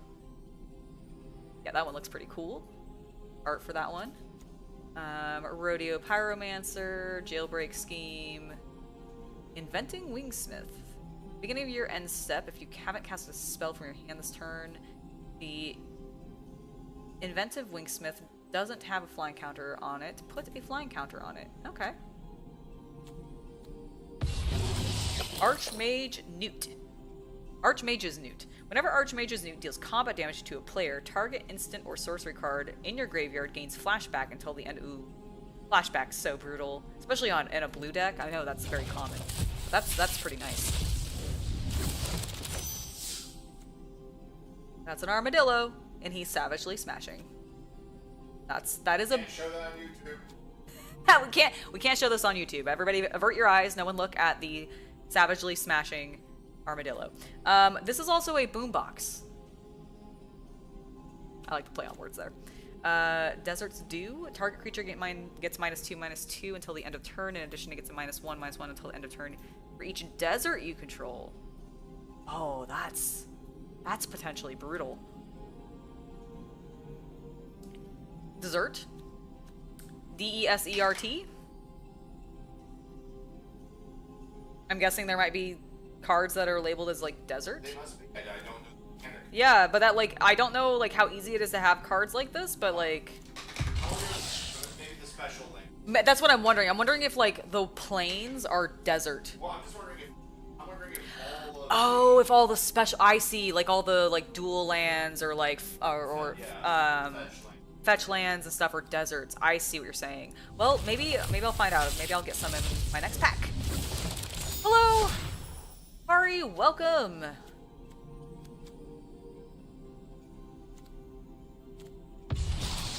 The Great Train Heist Spree. For an additional 3 mana, you can untap all creatures you control if it's your combat phase. There's an additional combat phase after this phase. Oh, nice. Creatures you control get a +1. Plus, that would have been so good to counter that blue spell. That would have been amazing. That's pretty good. Creatures you control get +1/+0 and gain first strike until the end of turn for just 2. And then for 1, you can choose a target opponent creature. I see. So this is interesting because I feel like the spree is a little bit of what the pause mechanic in Bloomburrow is. I think I got one card that has this. Hold on, let me see if I can find it real quick to show you what I mean. It's my green cards, I think is where I got it. Yeah, it is actually, like, I think it's actually one of the best of the seasons. So, I think that the Train Heist card here with Spree is the precursor to, and there we go, we can kind of see it there, to this, like, pause mechanic that you're seeing here. So just to read this card to you real quick, it says choose up to 5 pause worth of modes. You may choose the same mode more than once, and then it gives you 3 different options. One costs 1 paw, one of them costs 2 paws, and then the third option costs 3 paws. So in theory, you could do the 1 paw action 5 times. You could do the 2 paw action twice and the 1 paw action once. You could do the 2 paw and the 3 paw action just each once. You could do the 3 paw and then another 2 of the 1 paws. Like, there's a lot of combinations that you can do on this page, and I feel like this is not, it's not exactly 1-to-1 because this is costing you like mana to do. But this is also a very cheap card to get out, whereas this is a very expensive card to get out. And I kind of like this take on it because I feel like they're very similar. I like this take on it more than I like how this one's developed, because I feel like this gives you, like, I guess you get that one out sooner so you could in theory start doing things more, because it, oh no, it's an instant actually though. It's not a sorcery. Okay, so no, they are actually a bit more different, because this happens, like, you do it, and that's what you do. They go away after you play them. So, what it... But sorceries are cast at, like, slower speed, whereas, like, in my understanding of Magic... Yes, and I thought that so instants can be played as an interrupt on the other player's turn. It's a way for you to do something on your opponent's turn. And I thought generally that, like, rule of thumb, if you have an instant card, that's when you want to play it. The only other time, like, maybe you'd want to play it would be during your, like, if you are blocking, this would still be on their turn, I guess. Or maybe they've blocked you with something unexpected because they buffed something, and then they, like, because they had an instant they could use, and then you can counter or, like, respond to that instant with another instant. Like, that's the only other time I really feel like it's super useful to use an instant on your own turn. Normally, though, I think you want to use it on your opponent's turn. And so because of that, this is a really expensive instant to be playing on another person's turn. Ah, okay, that explains it. So Chaos Cultist just explained that the reason instants are often more expensive, because, like, you know, it's a single cost card, but you have to, if you want to use these abilities down here, you better have the mana open to use it as you've played it. Yeah, which is late. So you do, okay, interesting. Because I saw it as a single, like a low cost card, I was like, oh, that's a very interesting. I thought it'd be out sooner, but then I see that it's an instant and you can't keep drawing from it. Whereas, like, you still can't keep drawing from this, but this just feels, I don't know, this feels better as a late game thing to me than this does. But maybe that's just my lack of understanding of Standard, especially when it comes to Magic. It wouldn't be. It's just about the game. Okay, it's just about the game. All right. Yeah, sorcery and instant are part of all forms. Oh, I guess that's true. I feel like sometimes certain cards are used differently when it comes to, like, say, Commander versus Standard. Yeah, but sorceries and instants probably wouldn't. That makes sense.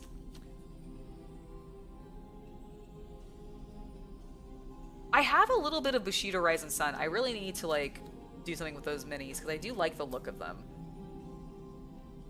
This card is not legal in formats of Historic or Traditional Historic. There's a difference between Historic and Traditional Historic? Interesting. Thunder Junction. What are these? Are these the Collector? Oh boy. I don't know. Ooh, but this is a mythic. Look how fiery it is. A Thieving Aven. I actually really like that art. There's our Wingsmith Inventor again. Ah, okay, yes. So the dual lands do appear to be deserts. Because remember we had that card that had the desert thing, so I pulled a Corsote Heath, which is a green-white dual land. So it does seem to be that way. Let's see what I got. Emperor Aptesk until the 4th? I butchered that. Emperor Aptezik? Emperor Aptezik Intli the 4th. Okay, Emperor Aptezik Intli the 4th. He is a red, green, white. Mythic. Oh, but he's specific to not this set. I think this is just the arena. He's an arena card. Okay, lame. That's one, like, there's one thing I don't particularly enjoy about Arena, and it's the fact that they have the Arena-only cards. Like, I get why they do it, because they're competing with Hearthstone, and you can just do more with some of your cards because you have it physically doing all the actions for the player.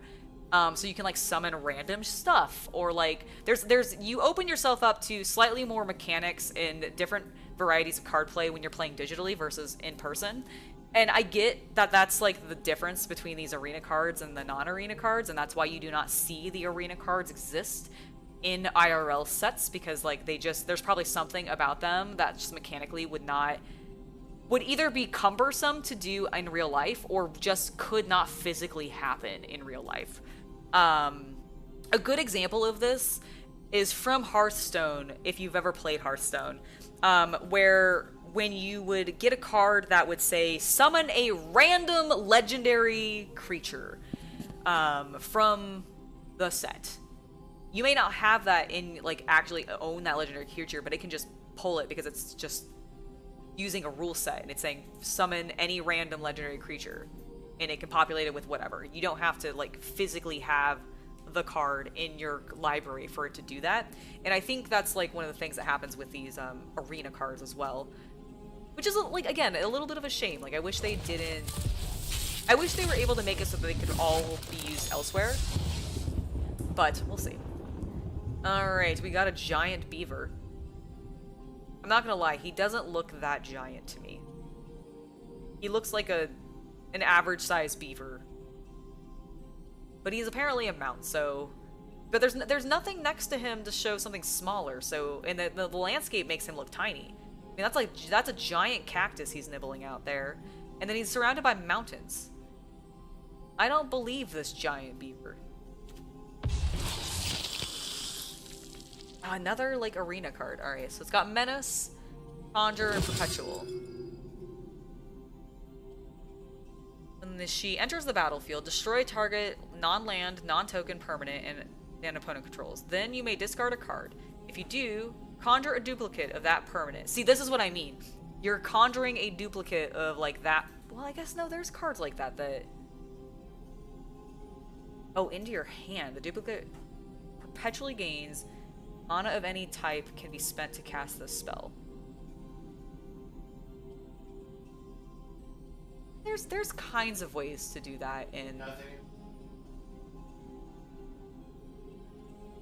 Oh, is that what it is? So, okay, so Chaos Cultist just said that nothing in Magic the Gathering retains information when it's in hand. So that is what is causing this to be an arena-specific card. Is because it's saying, hey, you're putting this card, or a copy of that card, into your hand. But there's no way to give a creature and +1/+1. Right, there's no way to give a creature in your hand +1/+1. And therefore, yeah, so I get, okay, I get... But in Arena, you they can. Yes, in Arena they can, because it's digital, and they can just say, they can write a rule that says, hey, do this. And, yeah, I think that's very interesting. What is it? First bonus sheet? Huh, I don't know what that means. Anybody else who plays Arena know what the... Normally that means... Interesting. It's weird because it's a digital card, so I'm like, what do you mean bonus sheet? Aren't these all just, like, digital media? Like, Enchanted Land. Alright, when Buried in Garden enters the battlefield, exile target non-land permanent you don't control until Buried in the Garden leaves the battlefield. When Enchanted Land is tapped for its mana, its controller adds an additional 1 mana of any color. That's nice. Interesting. Okay, that is our Thundum Junction packs opened up. We have about a half an hour, so let's go ahead. I thought you were doing I am. half an hour. I'm probably going to go a little bit longer than that. I'm going to jump back in. Let's see. I don't have the color. Sorry, you just keep giving different information about what you're... I don't know what's going on in my... I understand. No, I'm going to go. I think I want to go because I want to see about some of these other, like, getting some of these other points to spend. Because how much I have 3,800 coins. I have 40 gems for in-game purchases. I want to actually look. What do these things even cost? Like, if I wanted to buy more packs, do they? Oh, they do seem to cost real money. Gems. How they make money? Packs. I see. Okay, so I can buy packs with gems and coins, but if I want to get like really large amounts of gems and coins, they want me to spend money so that I can get like 90 packs. Congratulations, welcome. Oh my goodness. Well, I'm definitely going to be holding off. Curious. 1,000, 3,000. And alchemy packs. Alchemy pack, mythic pack, mythic pack. Probably nothing. Yeah, it must be, because I'm like, oh, interesting. I don't understand what an alpha pack is, but this one then is just packs. What an interesting okay, so this is just an interesting thing I think that these games do. So in Thunder Junction, we have alchemy packs, mythic packs, and then we get into 1 pack, 3 pack, 6 packs, 10 packs, and these just seem to be the standard packs, like normal draft packs. The alchemy ones have little A's floating around them, which I don't understand what that means. And so maybe this is why we were getting some more arena cards potentially, because we did open some of these. And then the mythics. So I'm wondering, are these just like, do you just get mythic cards in these packs? I'm curious. But then with Horizon, Modern Horizons 3, oh no, they do still have mythics. Okay, but they don't have alchemy ones. They just have packs and mythics. Do they do the alchemy? Okay, so alchemy is something they do for their standard sets, it seems like. Like the ones that go in, because Ixalan Murders at Karlov Manor and Thunder Junction, those are all in standard currently, right? Okay. Wilds of Eldraine also had it. I loved the art in this set, the Wilds of Eldraine. I actually thought the art there was really pretty. Oh, but Lord of the Rings has mythics and alchemy packs as well. And they have 10 alchemy. Why can you buy? This is so weird.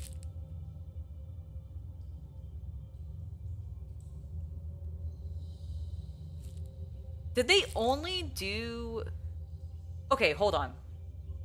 When Lord of the Rings did their physical release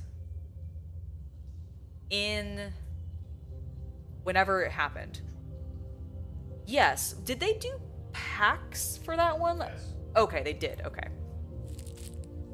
So they, in the same way that they did the Baldur's Gate ones. Okay, understood.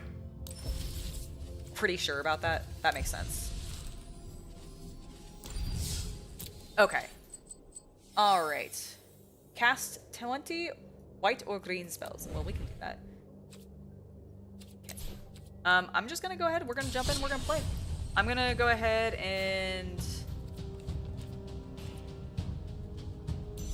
let's starter deck duel.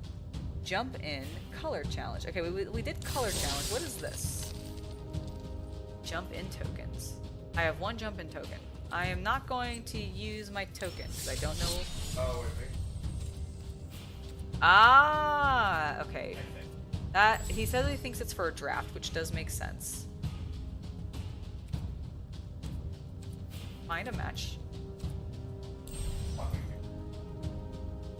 Absolutely. Okay, if I go back into this, is there anything else for me to do in the color challenge, or am I literally done? Okay, I think I'm just done because I've gotten the checks off. It is. I think it is. I think you're right. I think it is. So I'm just gonna play a match. We're just gonna play. We're gonna find a match, and sure, we'll do a bot match. I'm okay with that. Play bot match.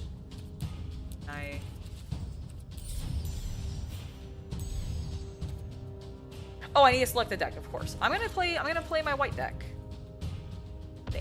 There we go. I am really glad that you enjoy the streams that the time flies by for you through with them. That's great. All right, let's see. We got only 2 lands. And a lot of... It's not a bad...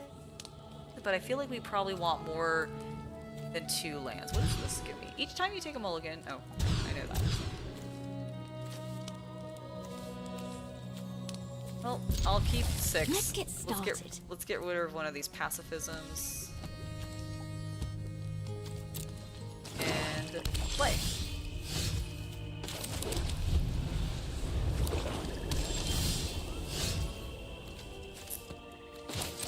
I'm going up against the AI right now, so I think I'll be fine. We're gonna get the Impassioned Order out. Because whenever another creature enters the battlefield, I gain a life. So we want him out as ASAP. Oh, there's a Vampire.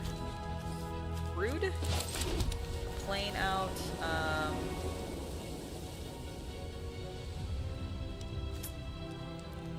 They're fencing the way out. Gain a life. Lovely. And we will attack, because if he blocks with that, we will kill it.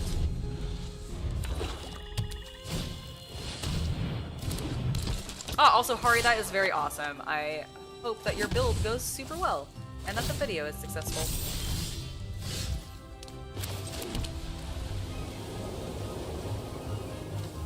Alright, I'm gonna play Pacifism on that.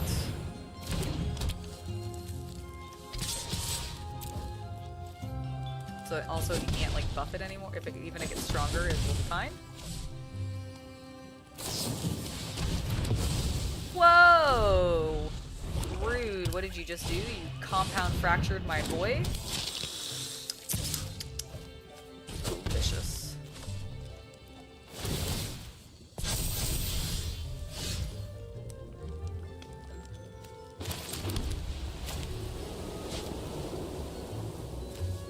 Oh, I really want him out first.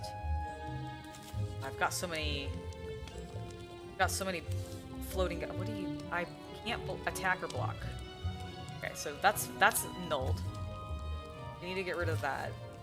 I'm gonna hold off on casting my cat yet. He wants to trade. He can't. He will not. Okay. I'm gonna end turn because I want to get the Inspiring Commander out first because it'll buff this, or I'll get life, and I'm doing okay.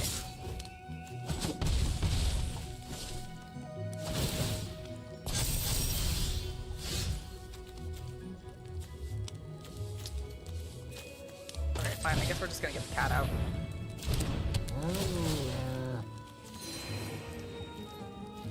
That was a weird cat noise, I think, that just got made. Which is familiar, can survive my block, or my attack. So I am going to hold.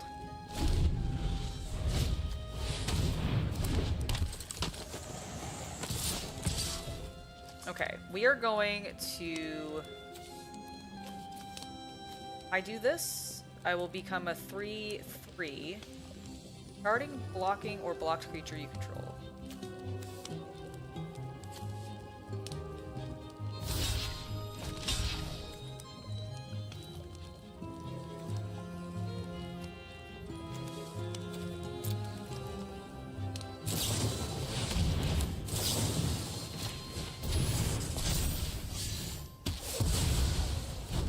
Oh, oops. I should have read what that was. That was dumb. Very well. Wow.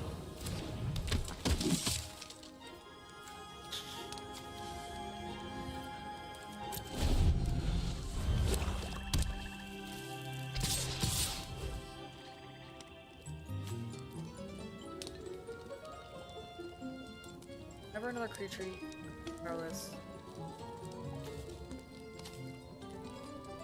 It's really not going to help me right now, so I think I'm going... But I could absorb that. Going to.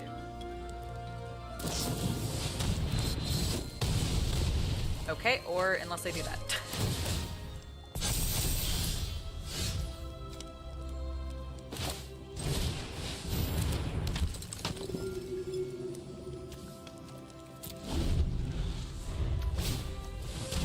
I thought I was doing so well. I was so overconfident. Alright, That's attacking. That's attacking.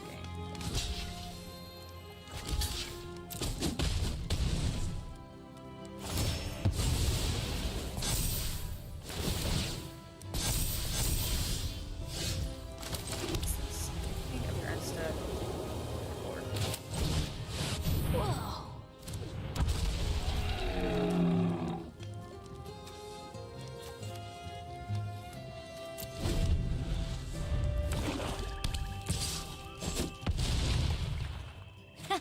Good game.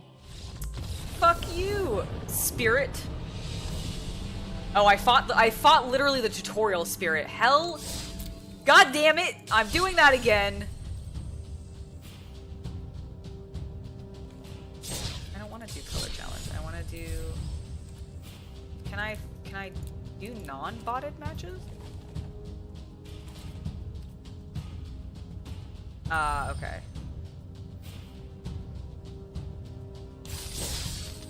Starter Dual Deck. Welcome to Starter Dual Decks, a pre-constructed event where you choose one of 10 two-color decks and start and battle others. If you win the chosen deck, it will be added to your collection. This event has no entry fee, so try. Okay, let's try this. Let's go ahead and try. I'm gonna go for what I should have done at my pre-release, a white-black. Let's view the deck.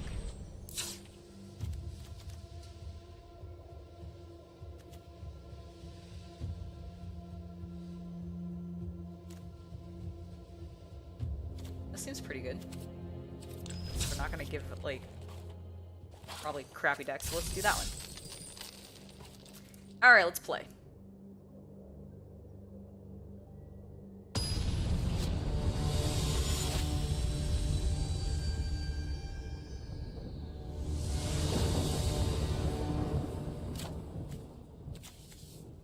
Got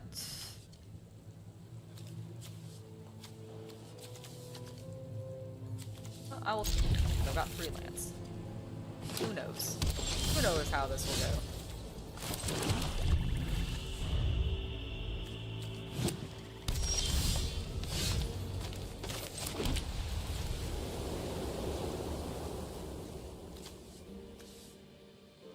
When the Skullscap Snail enters the battlefield, target opponent exiles a card from there.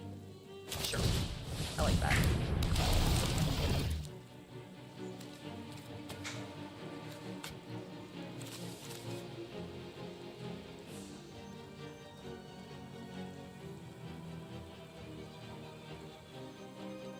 That's quite late.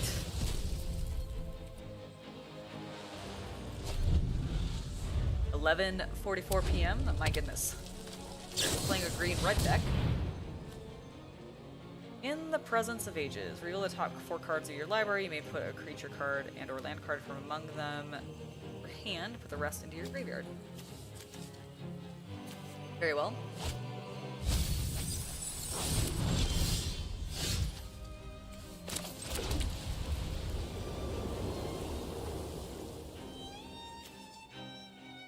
Battlecry. When Sanguine Evangelist enters the battlefield or dies, create a 1/1 black bat. Okay. I created a bat and we're going to attack. Hiya! I attack you with my snail! Overlord Tweak, enjoy your dinner. Hope you get something tasty. Armored Valor. Okay. Let's go ahead and do that. We'll definitely, yes, deal 1 damage to that target.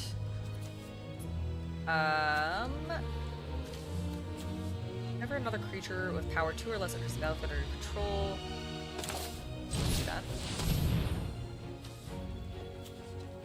Are you going to let it dissolve? My neighborhood guardian. Excellent. We will attack with our bat because it's flying. And I shall attack with just the bat.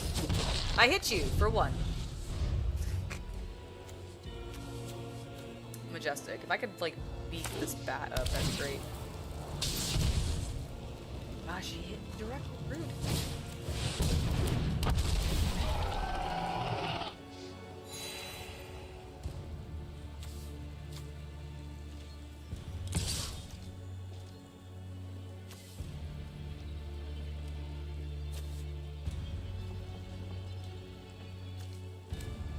block? Oh, I'm blocking this 3/3.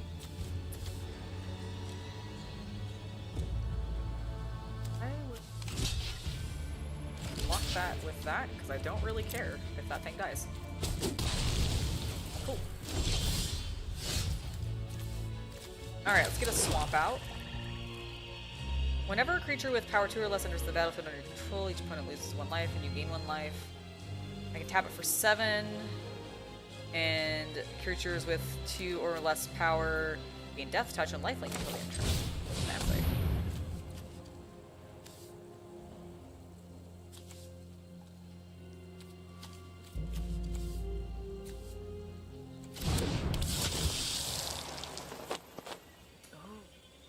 I shall. Okay. Whenever another creature with power 2 or less enters the battlefield under your control, target creature you control gains +1/+1 until end of turn. We'll give my little bat +1/+1. And we'll swing in with our bat. And you know what? Actually, that too. Because if it dies, I create another bat token.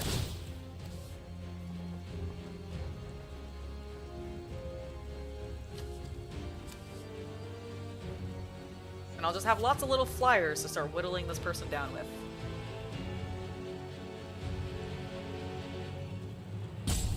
I think that sounds pretty good. Okay. Excellent. I created a bat.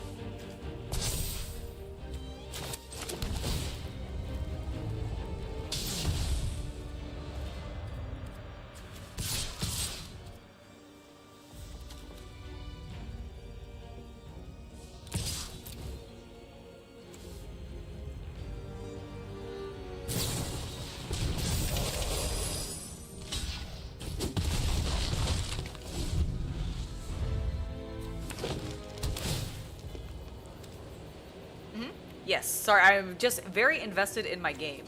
I'm watching everything happening, I'm like, I'm losing cards, but I think I'm still doing okay. Wonder what my opponent is thinking about with that 3 cards. I'm gonna get this Screaming Phantom in, I think, next. Oh, he's finally bringing in his big boy, huh?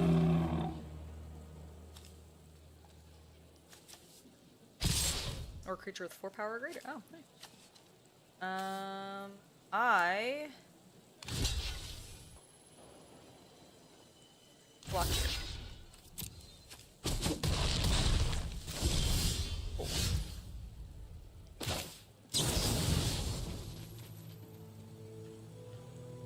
Yes, I do.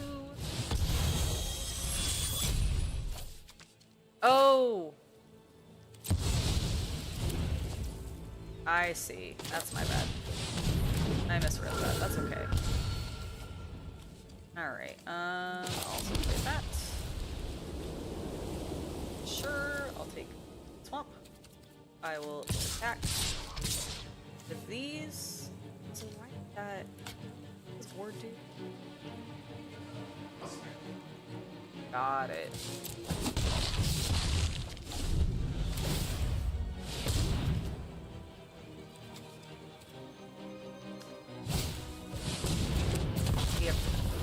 Pay extra mana to target that creature. Oh, that's okay. Vampire! Ew.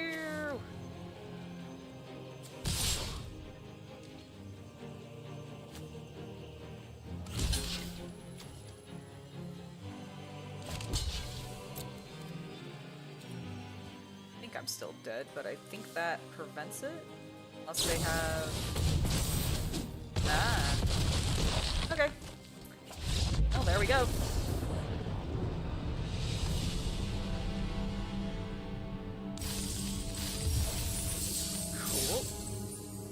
Well, sure, I'll play again. Let's try that again. What I'm learning is I just really clearly don't get the colors. I make bad decisions.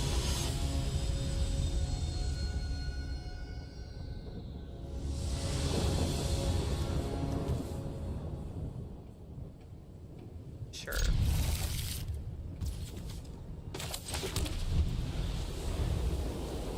Let's see if we can do better this time. Rude. Fine, you want to play that way? We can play that way. Take some damage. Like, you want to throw a land out that hits me? I'll throw a land out that hits you.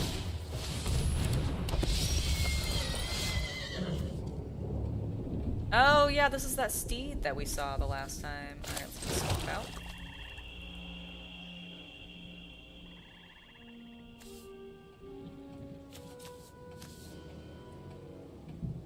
Let's get the outlaw medic out. Sounds good. It's a nice blocker. It's got some life link for us. Someone died here.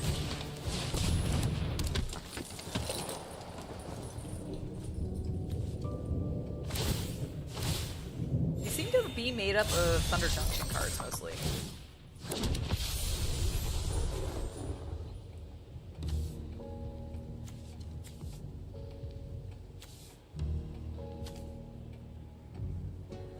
Okay, so when a creature is made to be saddled, they are still just the saddled creature's stats mean nothing, correct?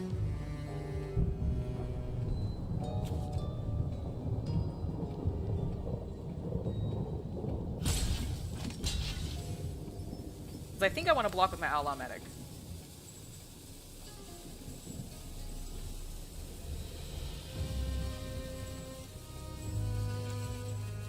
We'll take the first strike.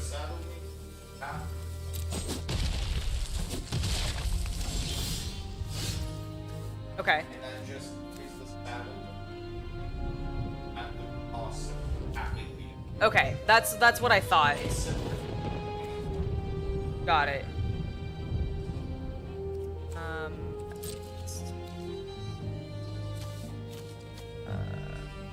If I want to attack? Probably not, because I will die. Oh,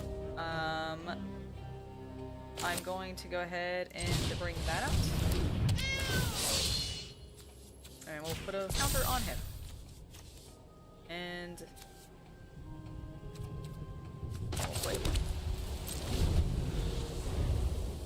Well, hopefully that'll scare my opponent, be like, oh, they must have something they can counter me with.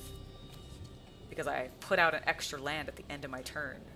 Thinking psychologically, I'm trying to psych them out. My opponent has 22 life, by the way. Very rude. Very, very rude.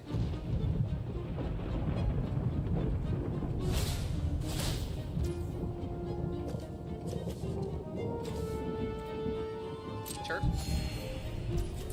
You may continue to tap your vigilance creature. It's very strange that you're doing that. Sure, you can saddle it.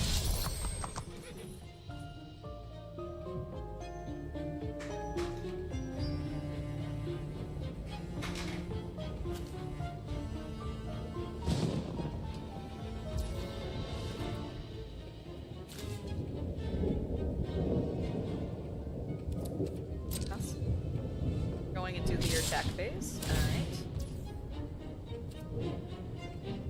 Yes, you can solve that.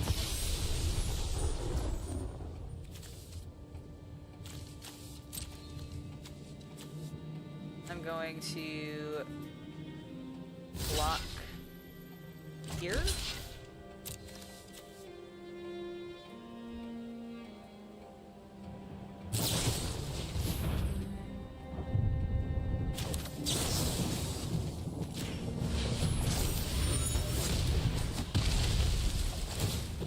Still blocked it.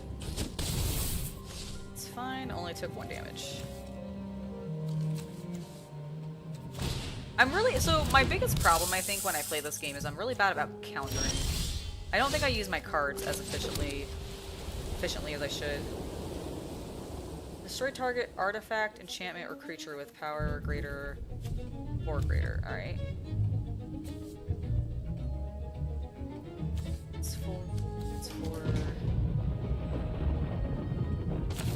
make them exile a card.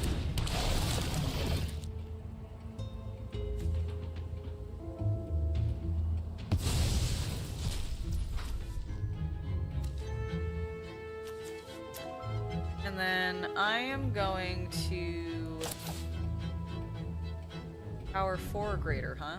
Let's get rid of that.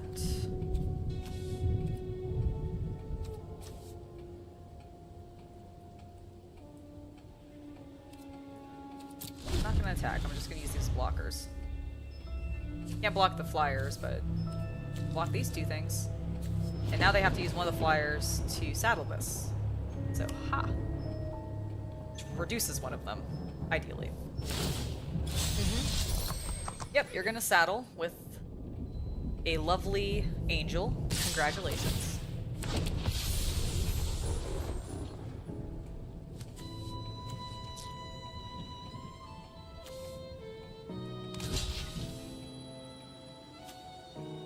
Okay.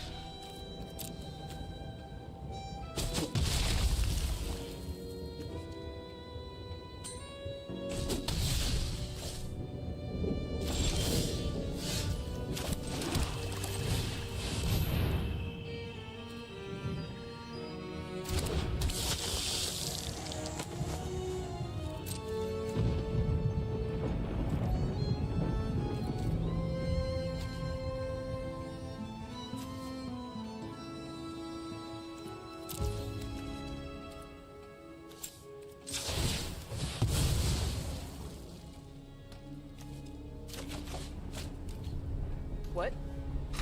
The pull up for my pocket. Oh! Oh, nice! Excellent! Chaos Cultist has put up a poll, which I did not realize we could do. That's really cool. And so please make sure to vote in that and see what you would like to see me do after the break at 3 p.m. That would be awesome.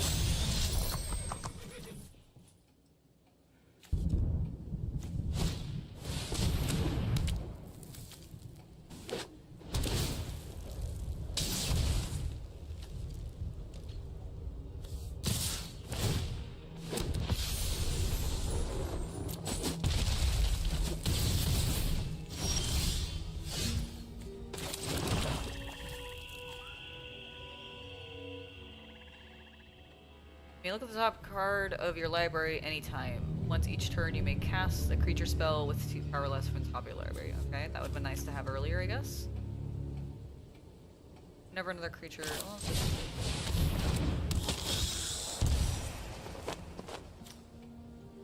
and sure, because I have the mana, might as well spend it. No. I mean, this is over. I've got 6 health, they've got 28 health. And 4 3/3 flyers on the board.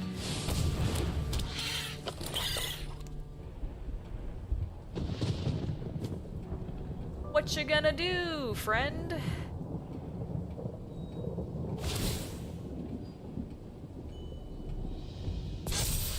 Cool.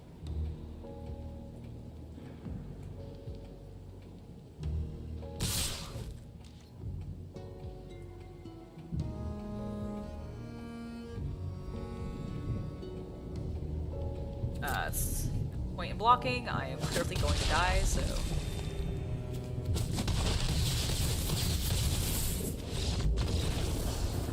Brutal. Alrighty. With that, we will go ahead and take a break, and you guys can keep voting in the poll, and I'll see what you guys say at the end. Alright, we'll be back in, I'm gonna take about 10-minute break, so about 3:10 is when we'll be back. See you soon.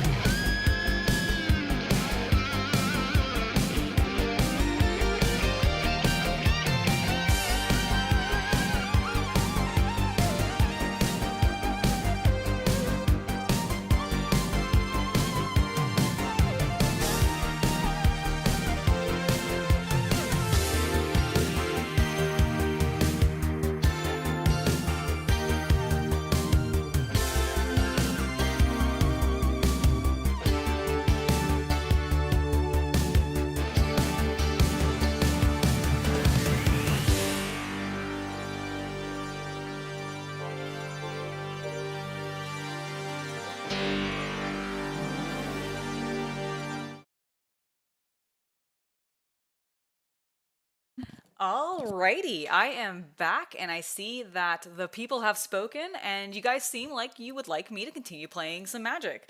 So, that is what I am going to continue to do.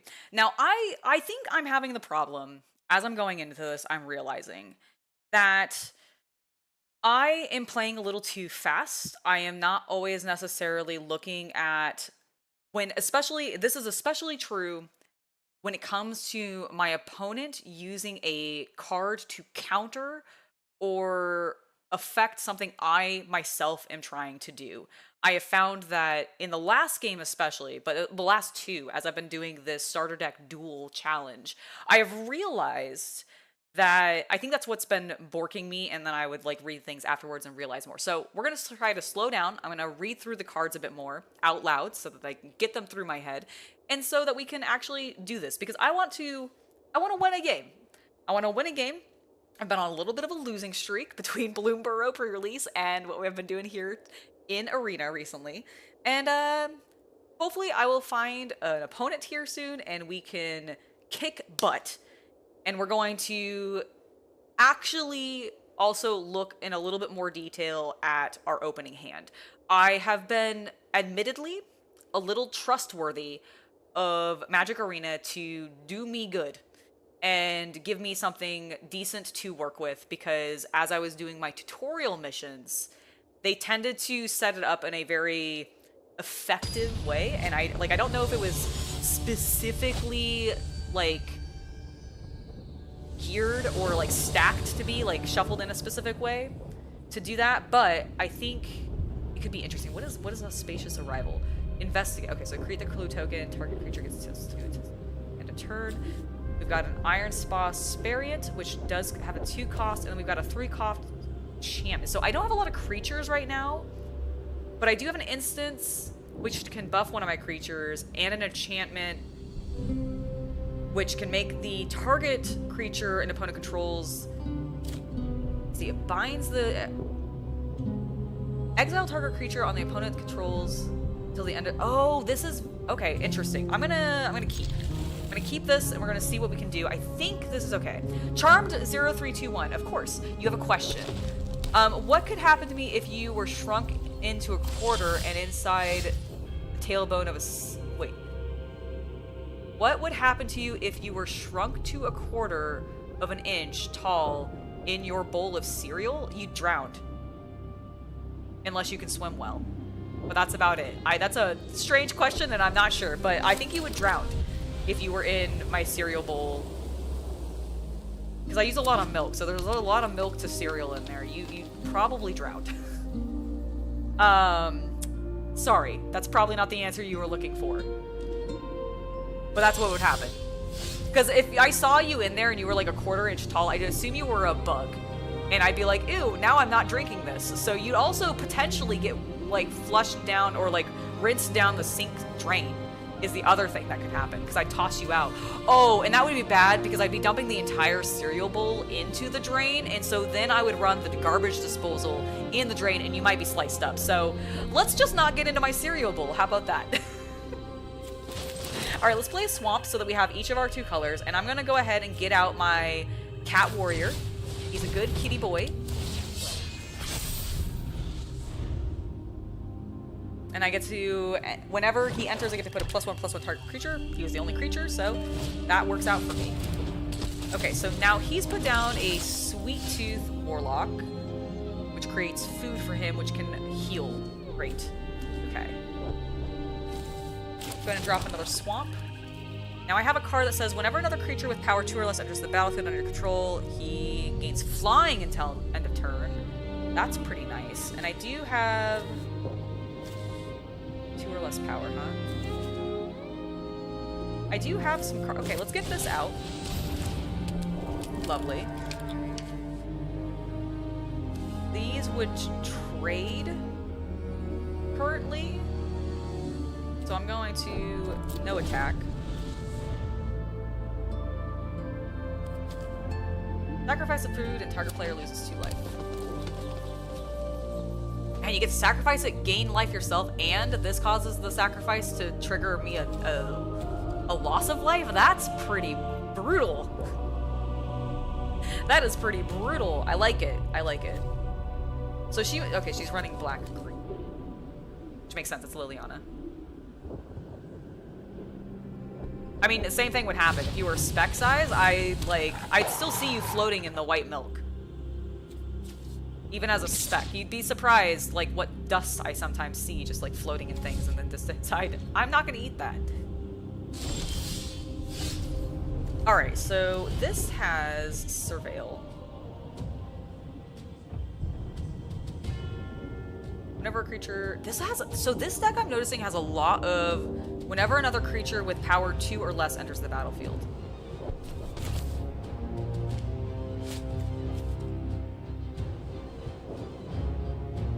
I'm gonna do this because I want my bat friend out. This will trigger this to go off. See if the green-black player lets me do this. Okay, excellent. Beautiful. So my Phantom is now flying. I've created a bat. Oh, he's got double flying technically because of this thing. That's cute. Okay, let's bring another planes out. And then we are going to go ahead and attack with our flyer. Just the flyer. This deck appears to be about creating food. So we have 3 flyers on the board, which is really good. The Phantom can continue to become a flyer as long as we keep casting spells with power 2 or less, which is really nice. Exactly, Ben. That is exactly why I am so good at noticing little specks of anything in my food, is because I have cats. And they leave stuff all over the place. It is not... I mean, I love my cats, don't get me wrong, but sometimes when I suddenly have fur in my mouth because of their fluff just floofing into the air and then, like, I suck in and I'm like, oh! It's happened more than once because I have long-haired cats. My little bat! No! How rude.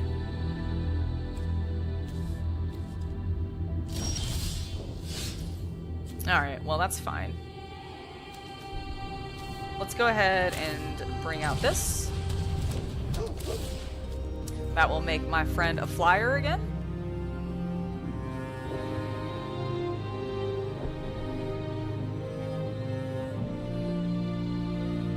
Alright, we're also going to go ahead and play the makeshift binding. Let's see. I can exile target creature opponent controls. So I'm gonna get rid of creative food. Creative food. I want to get rid of that. I think that's quite powerful. And then I'll play a swamp. And I will attack with just my flyer. I'm leaving these guys open for blockers. That is what I am going for.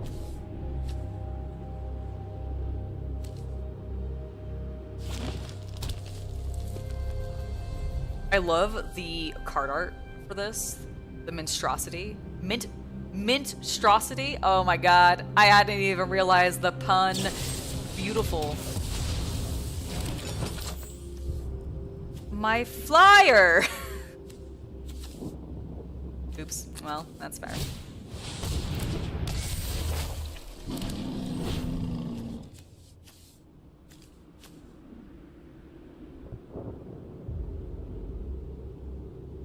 Cool.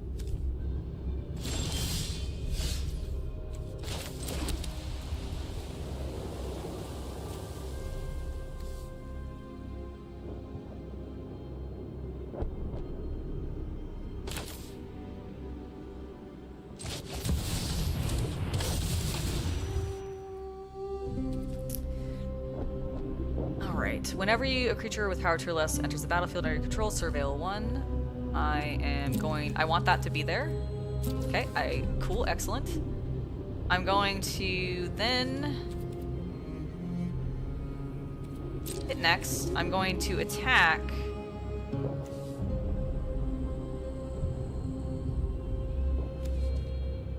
with this.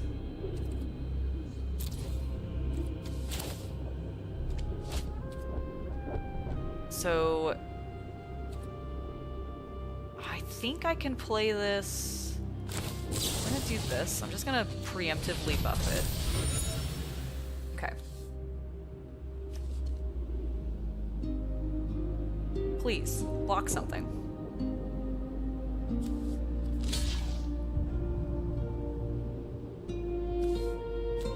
Because it'll create a food when it dies, so that's why they're sacrificing that one.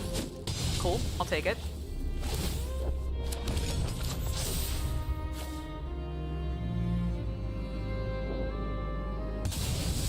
Sacrificing the token, makes sense.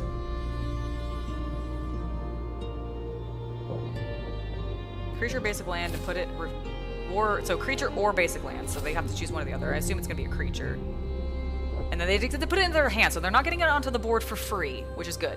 They're not getting it onto the board for free.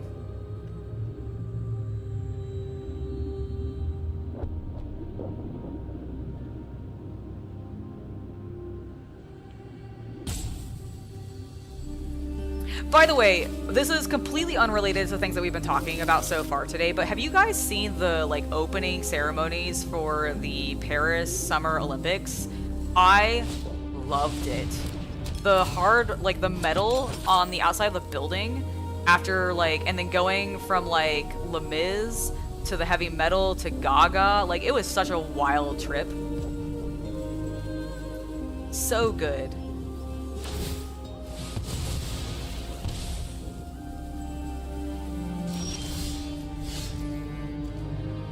Alright, I'm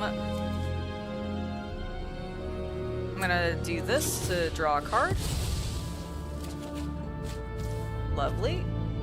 We'll go ahead and play this to surveil. You know what? I will keep that up there. We'll go ahead and play this. Yep. Excellent. We definitely know that card's coming, guys. Alright, so they have some things that they want to keep up. So I'm going to go in with this. Creatures you control with power 2 or less can't be blocked by creatures with power 3 or greater. If an ability or creature you control with power 2 or less triggers that ability triggers an additional time. So I don't think either of these can block me then.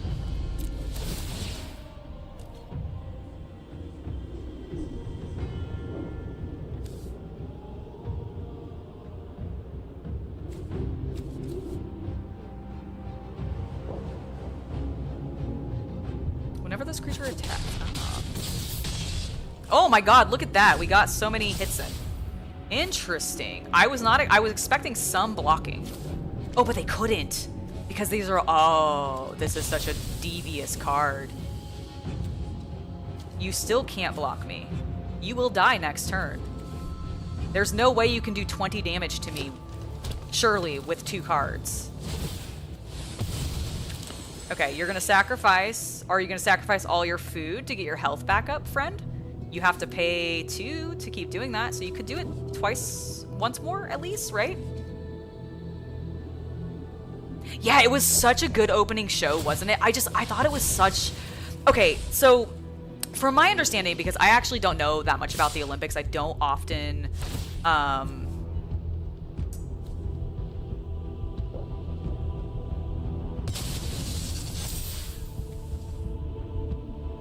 Almost got high enough. Alright, so this has trample. Do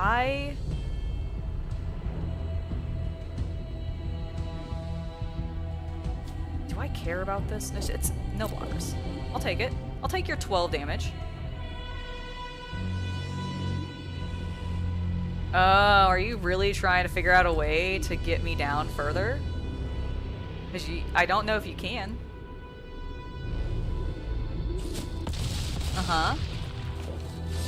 Cool. Now you've tapped both your creatures. You still won't be able to block me, and I will kill you. Provided you don't have something else you can do. This is very interesting. And I feel like it's the same thing, like, I don't know, when I see my end coming, maybe I don't, maybe I'm missing something. Maybe this person has an amazing card in their hand, and it'll save them all of this damage that's coming their way next turn.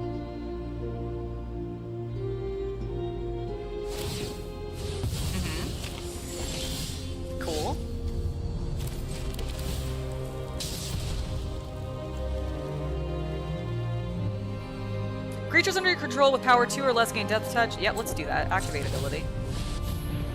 Cool.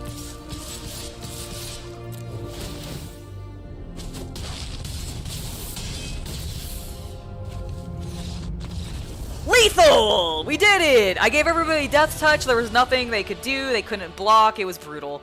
So it's interesting to me, and I don't know how I personally feel about this, but it is something that I want to discuss in regards to something that I see happening in Magic the Gathering on Arena specifically, okay? On Arena specifically. The thing that I find very interesting is that in Arena, I find that people will waste time on their turn. I don't know if they're reading their cards, if they're trying to like desperately convince themselves that there's something they can do to like come back from something that's been done. But like in that instance, on that board where I had a card out that was preventing any creature with power 3 or higher from blocking any of my 2 power or less creatures, which meant all of them, because I had played nothing but small boys, who some of them got buffed, and they still didn't seem to be able to block those though. So I think it's based off their base power, not their current power, but I could be wrong about that. But I was like, I felt like I had a pretty assured win there, and I did. I like had overkill to a certain extent, but the person like took forever to end that turn, and I'm like, you had one card. What could you possibly be deliberating? Like, I will admit, they did get up high enough to get me down to 6, which is great. Oh, I got a reward? Let's claim it. I got the key to the vault, a legendary artifact. When equipped creature deals combat damage to a player, look at that many cards from the top of your library. Oh.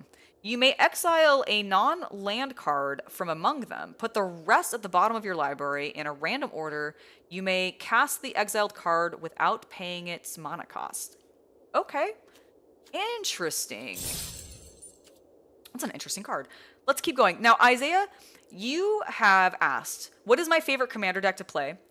I personally have very much been enjoying my Warhammer 40k commander decks. I will admit, I have played Magic for like 12 plus years at this point, but it's been very intermittently. And I've only recently gotten into, I love this card. I've only recently gotten into playing Commander on a more, I'm going to keep this, a more hardcore level. And so I've only played with precons. I've not built any of my own. And the ones that I've played with are the 40k ones. I've played against the Dragon deck from back in the day, which is absolutely devastating. Also, that card is so expensive. Holy cow. Oh, I need to go. I need to play. Sorry about that. I just did the thing that I don't like people doing. Taking their sweet ass time. When they just have a land to cast. I was talking though. Sorry, Anne Caligon. Did not mean to make you wait. All right, let's go ahead and get a swamp out. And we can do nothing. Because we have mostly expensive cards, but we are still getting more mana, which is great. But yeah, it's something that I find interesting. I haven't played that many, but I do like the vampire deck that came out alongside the Dragon. I can't remember like what it was called specifically, but I did really like it. I'm gonna bring out the Screaming Phantom because it has fly, and I like fly a lot. You recently got back into the game after not playing for years and was super into it when you were younger. What did you, you've built a few commander decks? Nice. Very cool. I am unfamiliar with those cards. Please tell me what makes them interesting. Whoa. My poor beautiful card was just destroyed. Well, that's fine.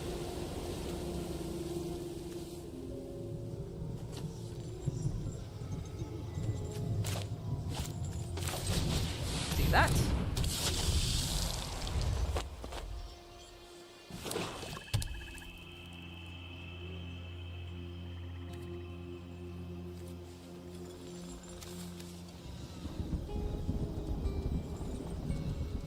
But yeah, I'm not familiar with who Kerniko is. Oh my god, what the heck?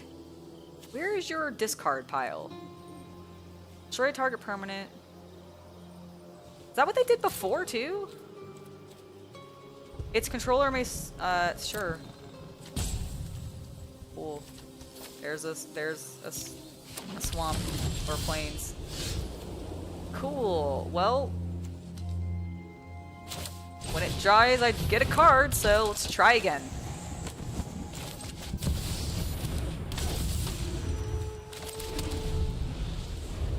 Let's get both of these out, actually.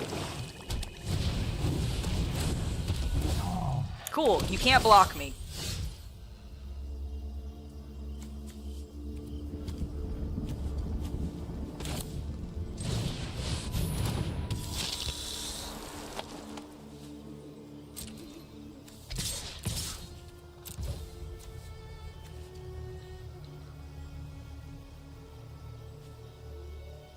You can't block with your gingerbread hunter because he's too big. He's too big. He's too big. He's a mob boss, and he's a mono-red goblin tribal deck. Oh, that sounds fun. So when I was playing Bloomburrow last night in the pre-release, you know what? Sure, I'll do that. Don't think that'll do anything. Might allow him to... oh, it does allow him to block it. Okay, that's fine. But I will not kill it. He will kill mine. But that's okay, because I kind of want to draw a card. I'm actually fine with that. So let's get that out. Okay, so that was a good test, actually. No! My best card! Oh, well.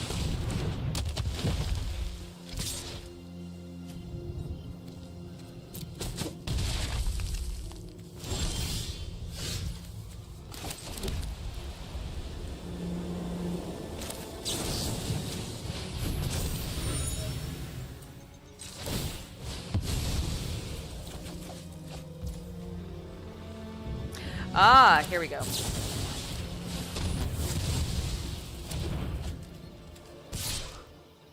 Just get rid of that. Get rid of that 5/5. Well, you don't need that. You don't need that on the board, do you, friend?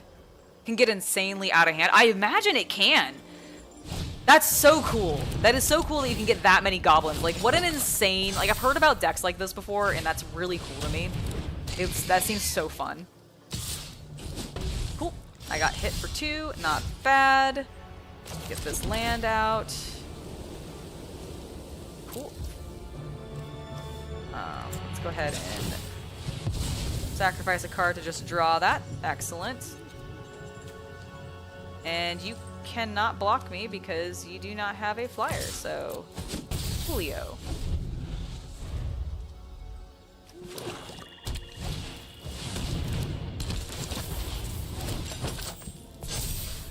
Okay, the tree's getting big. We need to be careful. But if we can get another... I think I have a second one of those cards that makes Breeze not be able to block. Oh my god.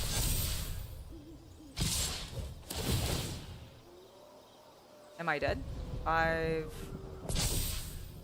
oh. Okay.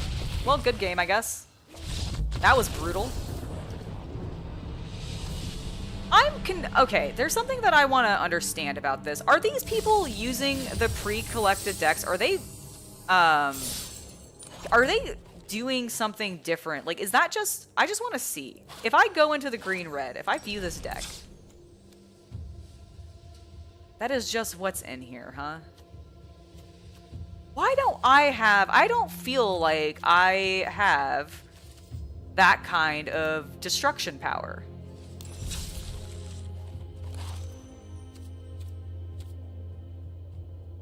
Oh, now I can edit it. So did they edit it? Okay, hold on. I want to try it.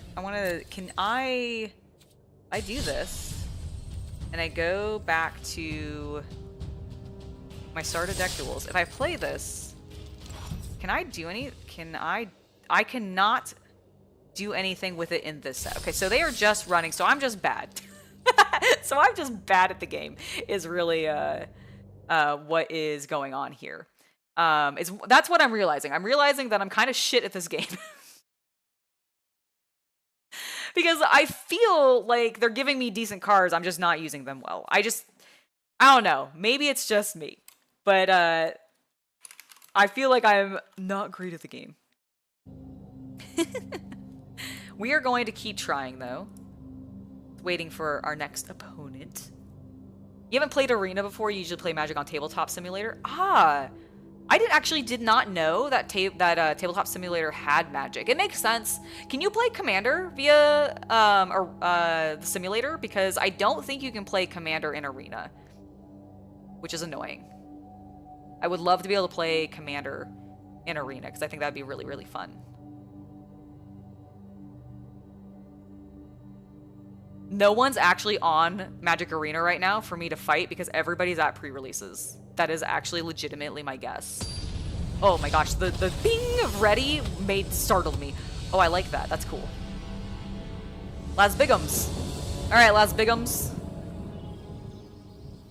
We shall draw our cards. Oh, wait. Oh, they left. Fascinating. Let's try that again. I was like, wait a minute, draw? I mean, yeah, I do need to draw my hand, but like normally you do that for me. All right, here we go. Here we go, here we go. Oh, that's terrifying. Well, I'm a lion, man. I can take it.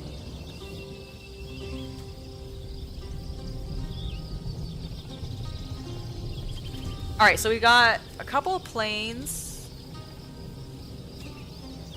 4 cost, 4 cost, 4 cost, 2 cost. I will keep this because I'm gonna do that first. Go ahead and just pop them for some damage. Keep going. All right, let's go ahead and play a plains or swamp, and we'll go ahead and bring out our friend.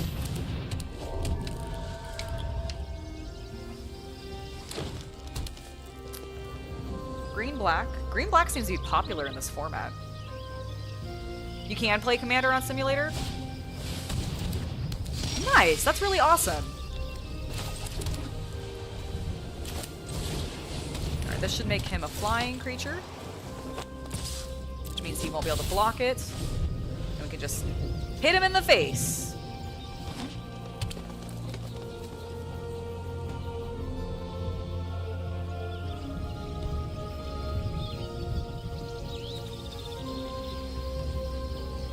Exile target creature if it had mana 3 value or less, surveil 2. Cool. Oh, we're getting rid of that. Oh my god, I hate the Sweet Tooth Witch. Creates too many food tokens.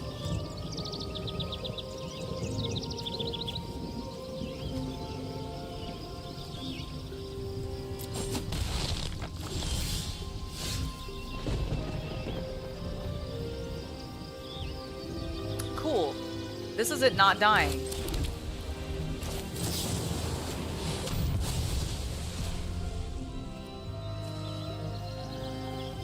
Draw cards to put them on the top of your library from your graveyard.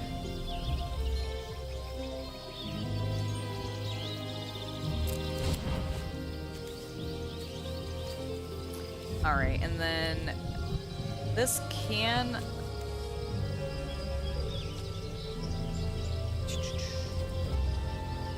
No, we're not going to attack yet.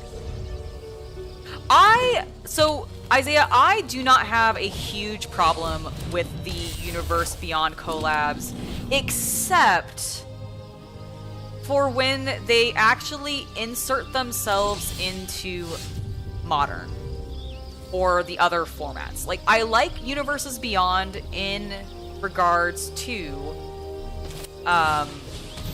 Commander. I think they are fun. I think they add a lot of versatility. I need to exile a non-land card.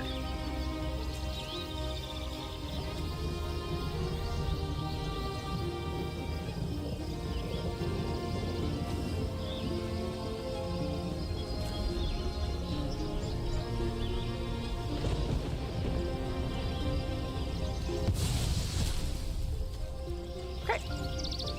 I am then going to attack with just my flyer.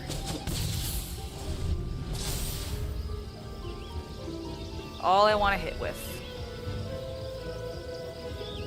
But yeah, when it comes to the universes beyond, I really like them for Commander. I think they're fun. It gives Commander players, I think, more options of things to build with, because you get similar cards, but they end up having different names. And because Commander, you know, obviously for those of you that play, you know this, but for those of you that don't, when you play Commander, you're only allowed to have one of each card in play or in your deck at a time. And so when they use Universes Beyond to rename some cards to make them a little bit different, I actually don't mind that, because I think it gives you a little bit more flexibility with Commander. What I don't like is when they end up getting inserted into other systems for Magic, like say Standard or Modern, etc., because then I feel like it can really mess with the economy. Like, I don't like that Assassin's Creed is legal in Modern. I don't like that. It bothers me. I don't think it's, like, I just don't think it works. Like, to me, there is a difference where Commander sort of sets itself up to, I think, be a bit more accepting of other universes mixing in and colliding with the Magic universe. Like, that makes a little bit more synergistic sense to me on a lore level when it comes to explaining away the game mechanics, etc. Whereas when it comes to, let's go ahead and create another bat, and we will attack with our bat. Cool. Sorry, I lost my train of thought by playing the game. So yeah, I like it with Commander, but I don't like it with other things, and I would prefer they not do it in other things, like put it into other things.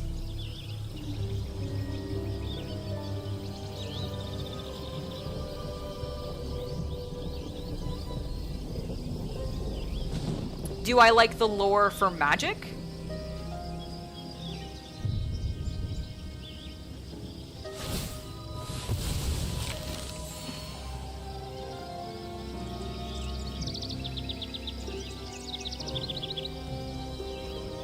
I don't. Do I like... I think... Ratboy, I'm not 100% sure if I quite understand what you're saying. If you could like, are you saying that... how did this Sweet Tooth Witch become an 8/4? When you die... You know what, that's fine. You can block this and die. We're just gonna prevent that damage from happening to me. This can die. It'll create a bat. I'll take less damage there. Cool. I've created another bat. Beautiful. We'll deal damage to the target opponent. We will go ahead and...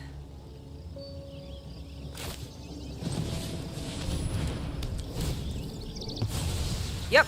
Goodbye.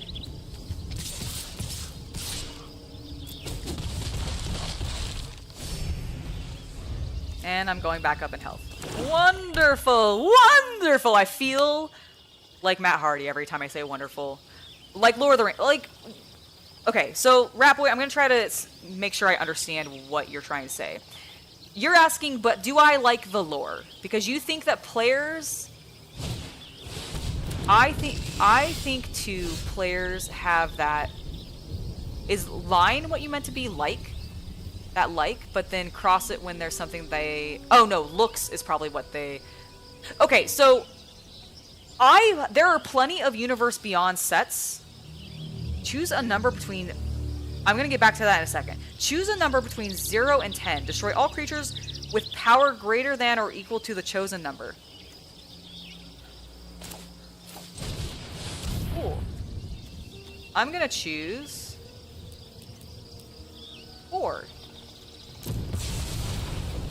Goodbye.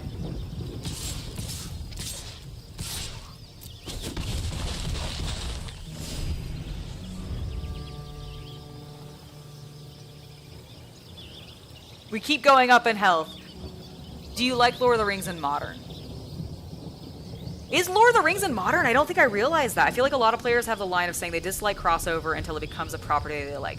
I agree with you, Ratboy, that I do think that happens a lot. I have seen that amongst other players that I have talked to, and I've seen it just online in, like, discourse and communication about magic. So I completely agree with you, Ratboy. I do think a lot of people do that. For me, I don't think even Lord of the Rings, which on a level, destroy target permanent, I will take the action, sure. I will take this planes. Cool.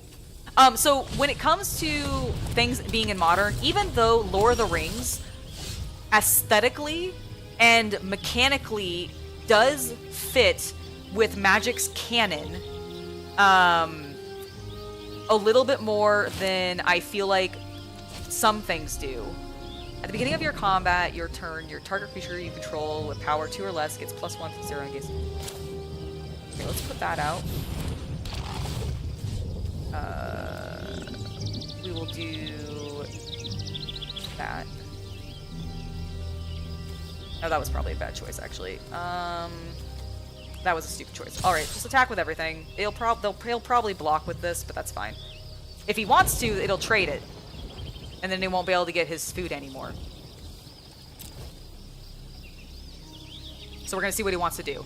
But for me personally, no, I actually do not think that even Lord of the Rings, which I think fits more so into the Magic universe than other systems that they've added, other Universe Beyond groupings that they've put in, I definitely still would prefer to just be in Commander. I don't think it should be in Modern. Like again, I think on a Lord of the Rings is made up of orcs, elves, goblins, dwarves, etc., and you see these kinds of things already in Magic the Gathering's like actual canon lore, but I still think it's better to keep that stuff separate, because I have heard and watched essay videos from people complaining about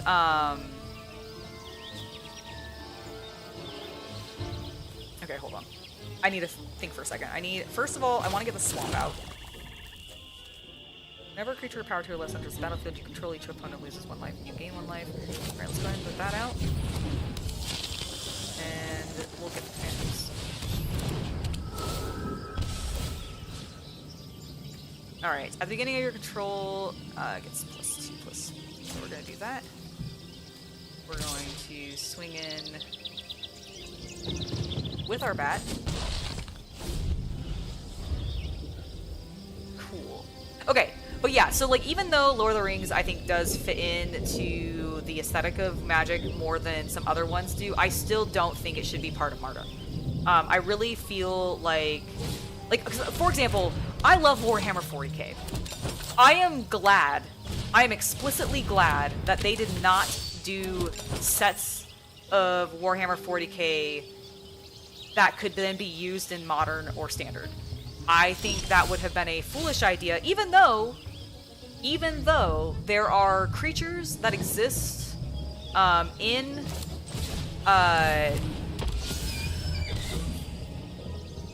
oh, let's do this. Choose one or more.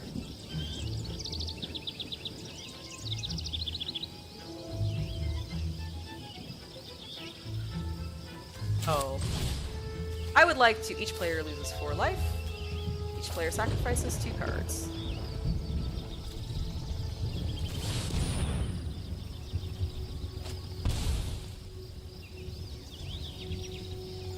I am going to sacrifice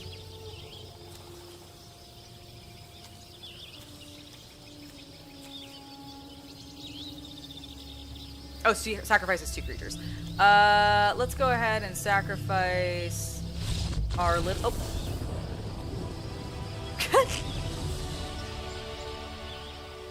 well, I took too long to sacrifice things.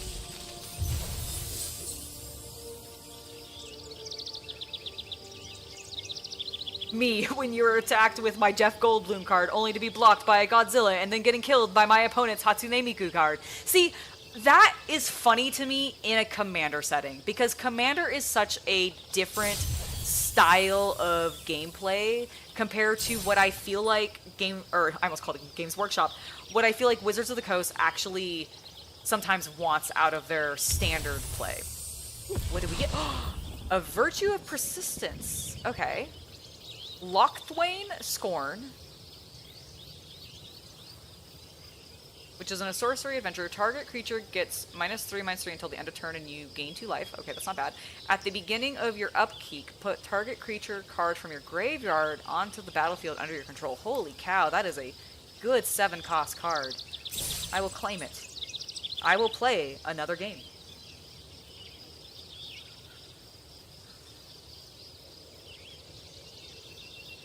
I have seen that, Rat Boy. I have heard about the Final Fantasy set that is coming to Modern, or that will be legal for Modern, and that is silly, although I will admit I am hyped for the Final Fantasy set to come out. I am very curious what they're going to do for that, and I find also, I just want to call this out really fast.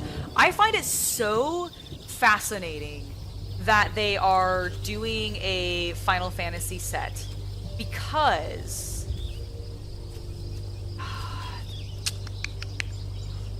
I'm gonna mulligan. Your opponent is choosing whether to keep 7 cards or mulligan. Why do I not have an option to mulligan? Opponent goes, oh, they're choosing, I see.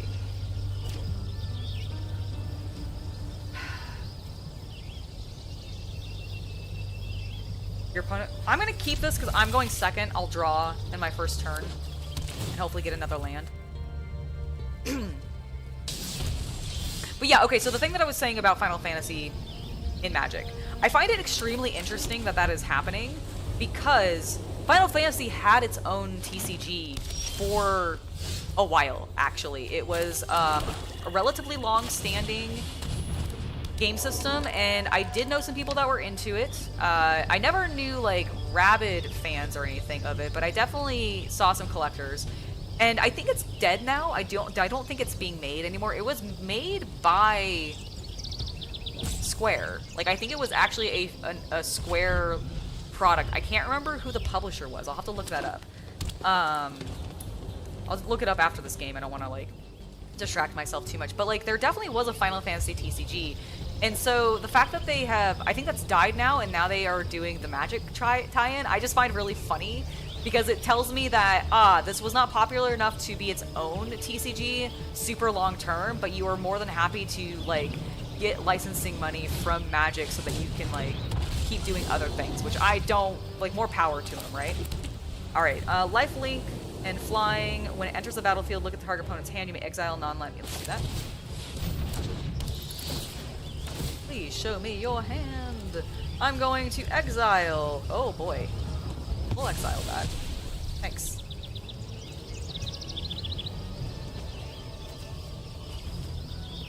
And we will attack with our one Phantom, because he became Flyer. We're just taking his big dinosaurs. We're gonna take all big dinosaurs.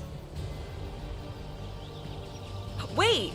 They're still making the Final Fantasy TCG?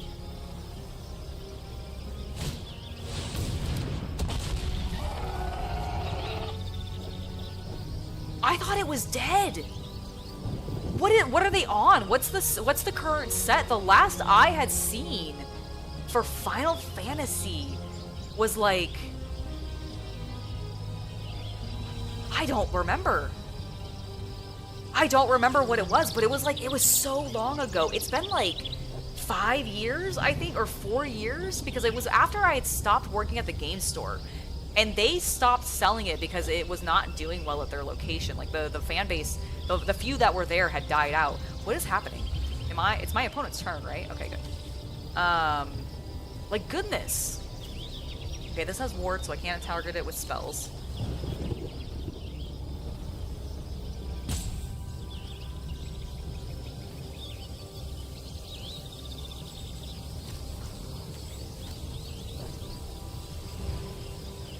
Are you going to hit me with your big 6/6?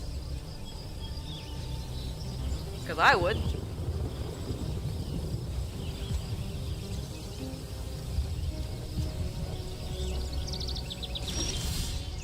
Interesting.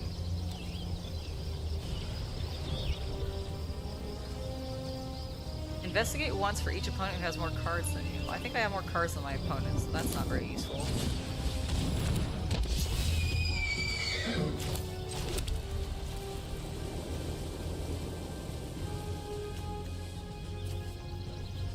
Well, you can't block me, so there we go. We're just gonna whittle you down with flyers. We're also gonna go ahead and bring the next bat in, I think, next turn. That's so wild that the game is still going. That's great. I am very happy for that because I had heard good things about it. I never got into it myself. I like looked a little bit at the cards. I do think I have 2 of the starter decks. I don't remember which ones they are, but I do think I have them. But like, interesting. Out of the more modern TCGs that have come out in the last 3 or 4 years, it seems that One Piece TCG is going really strong. I agree, Isaiah.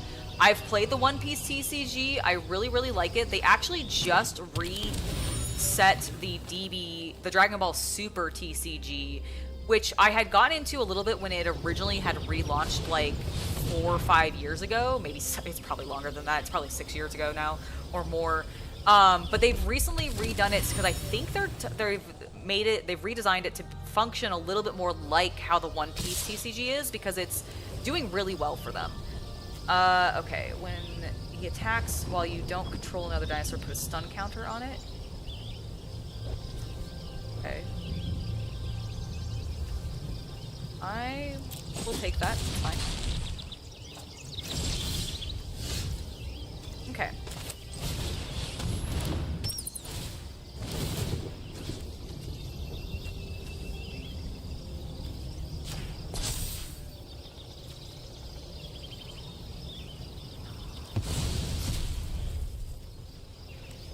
Alrighty.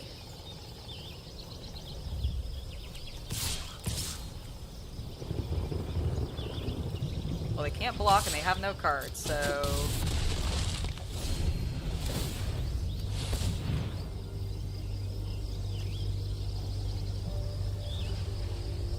That was nice. I didn't realize that this was also giving him extra mana. There were some really cool cards in the most recent one-pack cards that I opened up. I really, like, the card design in that one is nice. And this is one of the things that I personally had an issue with a lot of older... Because, like, they've been making anime-themed TCGs for ever. Like, I think since the concept of TCG and anime, like, met, they've like, yes, this works. Let's just spam out a bunch of random TCGs based off of popular anime. Like, I love the fact that there is a Yu Yu Hakusho, like, TCG out there, and that we had a Gundam Wing one back in the day. It was sweet. It was glorious. I loved it. Am I dead this round? I might be. 6, 11. I think I am. I'll block with this bat, and he can have his card back.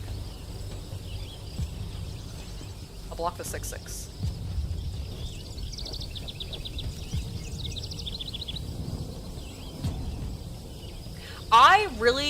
I also only recently got into One Piece since basically the live action came out. And what I ended up doing, and I would genuinely kind of recommend this because, well, I felt like it worked well for me. I watched the One Piece live action because it condensed a lot of the early content, which I found a lot less tolerable to deal with.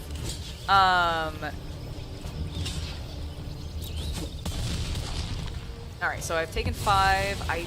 That's dead. He gets that card back. That's fine.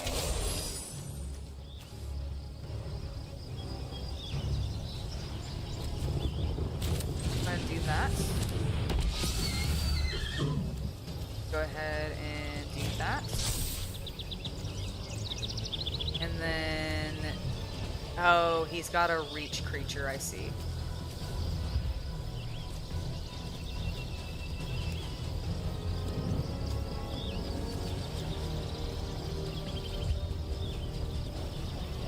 I'm gonna not attack. I want to see what happens. This might be bad. I'm probably dead.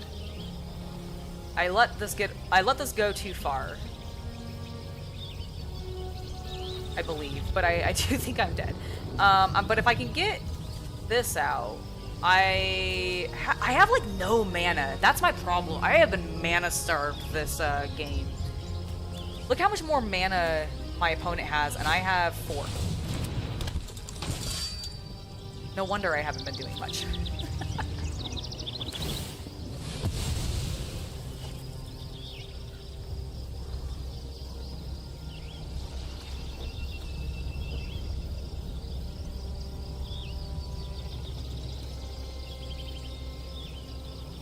I just dead?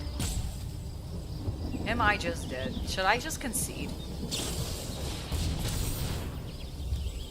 Alright. There you go. Alright, that's fine. That's fine. That got a little out of hand. We got... we messed up a little bit there, but let's go ahead and try one more time and see what we can do with our white-black deck. At least we're getting opponents a little bit quicker now. Maybe it's because it's later in the day. Okay, so we got... I think this is a better hand. I honestly just think that I should have mulliganed that other hand. I really think that's what it is. Oh, so what I was saying about One Piece. I would recommend watching the live action One Piece and then starting in, like, if you're wanting to watch it rather than read it, I would say do this. So watch the live action and then basically where the live action cuts off, pick up the anime from there. Because at that point, you have, while there is some very emotional things that you might miss from the anime, like a little bit with, a little bit more detail along with Nami's backstory, for example, I really feel like you're not missing that much, and I felt like it just got me into the game, or the series a little bit more. I'm gonna go ahead and do this.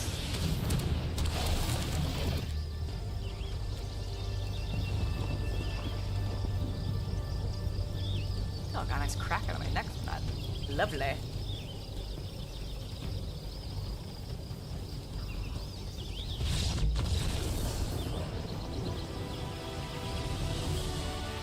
Oh! I won! Okay, well, that was unexpected. I will claim.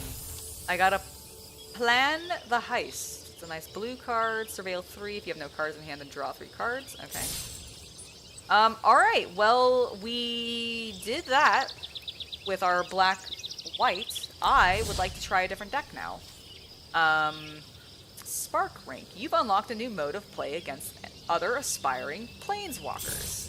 Congratulations on unlocking Spark Rank. Here is where you'll battle other planeswalkers with any deck you like. Ah. A great place to start is to use decks you earned from playing the Starter Deck Duel event.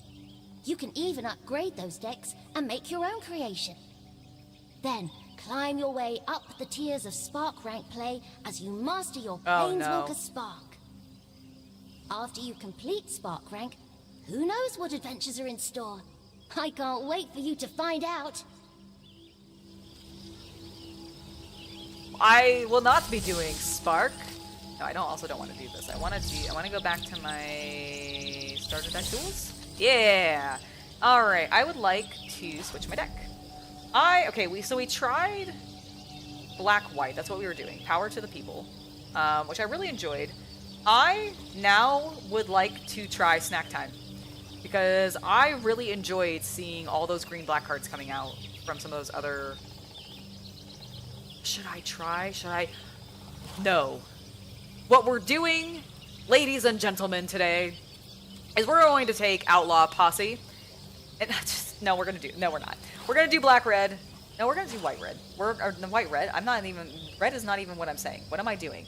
I'm going to do classic. Classic me, white-green. That's what I'm doing. Oh, wait. Was that what I did already? I thought I did black-green. Wait, did I not do this one? Oh, I see. So it's just you keep doing this. Oh. Got it. I thought this was going to be like the intro thing where I get to keep getting rewards. You are seeing a blue star by your username, Isaiah, because somebody gifted you, if you did not buy it yourself, a channel membership. So congratulations. If that was not something that you did yourself, but that's why you have the blue star there. It's because you are a member of the channel, which I greatly appreciate. Thank you so much for being there. This seems actually not bad. Let's keep it. Let's see how we do.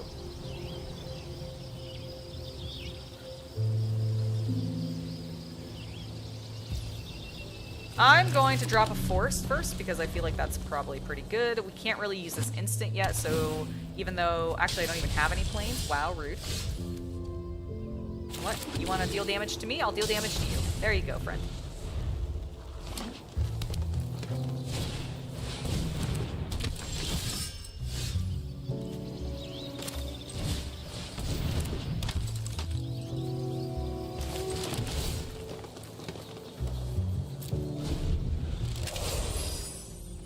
Alrighty.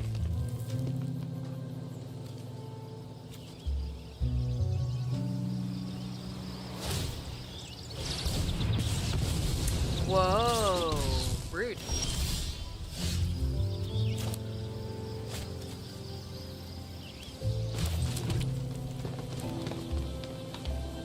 When the giant beaver attacks while saddled. Oh, interesting. Okay. I'm gonna bring out a big boy.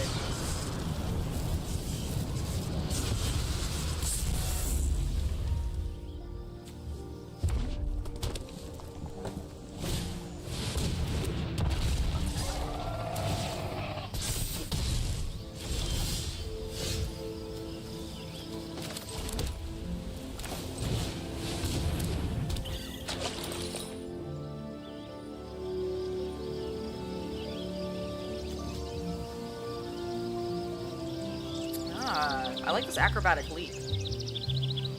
Whenever a creature enters the battlefield,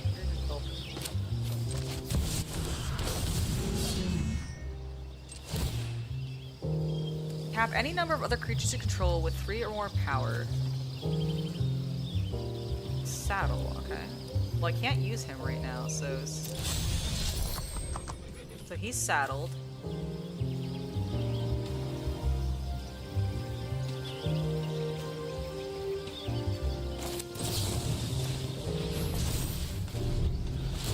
Oh, wait.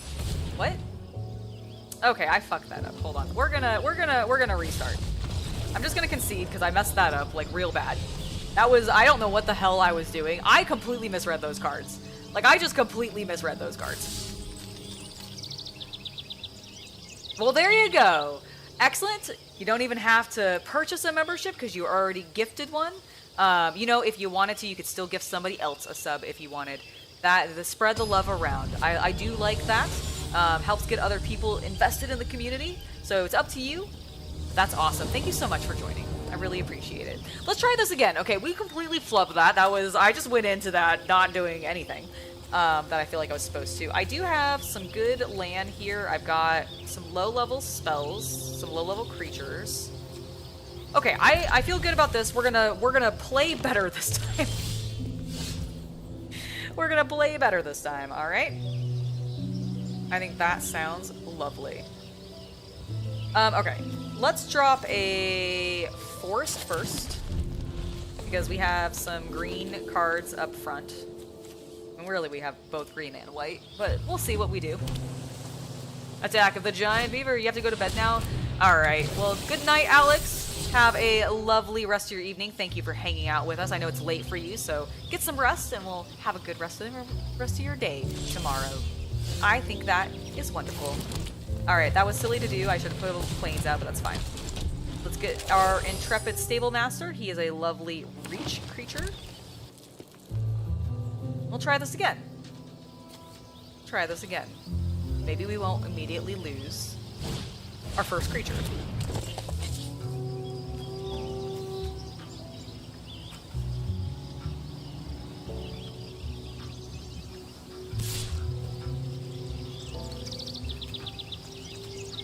No blocks. We don't want our boy to die yet.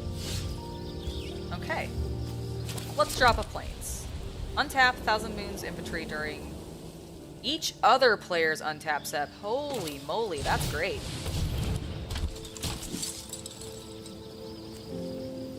It cannot kill me, but it can block me. If it does, that's fine.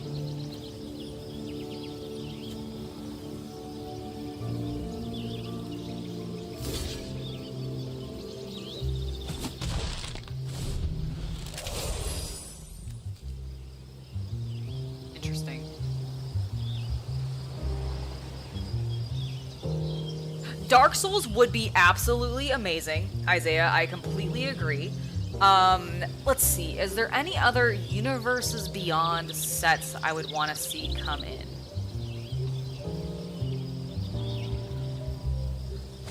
That's an excellent question. I'm trying to think of... I'm not as familiar with it, but I really, really like the art from Discworld. So I think Discworld would be an interesting one, and I feel like there's potential for some cool, not only card art, but just like mechanics because of that. I'll be honest, I would not mind a Dune tie-in. I think that would be cool. This deals damage to another target person, so let's go ahead and do that. When he attacks while saddled, get plus X until the end of turn, where X is the number of mounts you control. Interesting.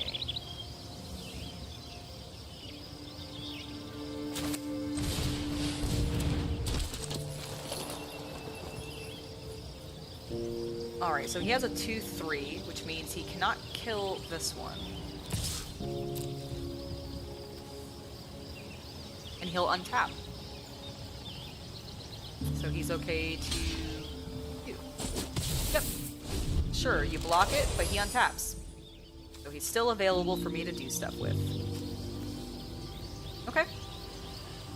Right? Discworld would be, I think, really cool. I've not read the books myself. I have heard nothing but good things about them. It's something that, like, if I had time to read more books, it's one I'd actually probably pick up, because I do think it'd be very interesting, and I've heard so many people speak nothing but high praise for the entire series. I've seen enough of the art for it, because I've watched like essays and such about it. Oh boy, that I think would be amazing. Oh my god, yes. See, that's what, like, Dune would be really cool, because yeah, I think Harkonnen would be really interesting as a set. I think the worms, like the sandworms as like big green creatures would be really cool. I mean, I guess the thing is when it comes to like Dune, they kind of have cards already similar to it. But again, that's why I think it kind of would work as Universes Beyond. Alright, let's go ahead and put this one down. Whenever it enters Surveil, cool, I'm getting a bear next. That's lovely. Enchant creature. Enchanted creature can't attack or block.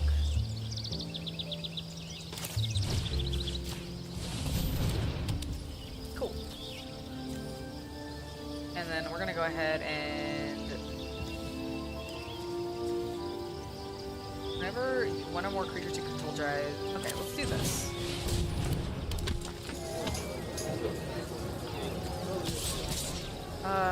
Hold on. That will... You have trample? You have vigilance.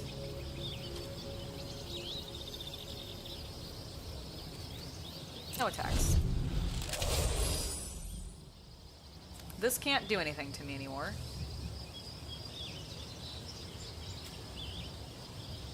So that's good. I like that. I like it.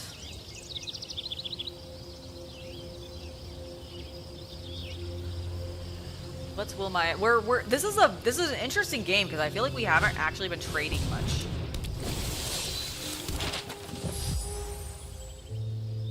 That created a map token. Was a map token do? Create target creature you control explores. Activate only as a sorcery.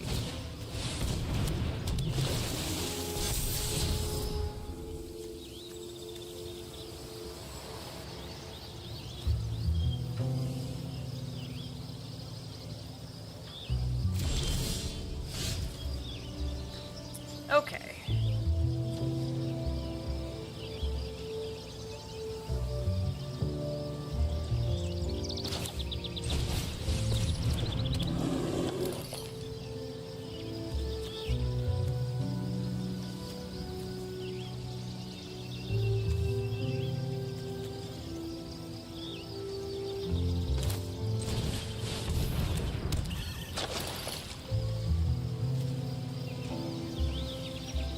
This can't do anything, so we're not going to do that. Whenever one or more other creatures control dies, put plus So that can't do anything. That is tapped.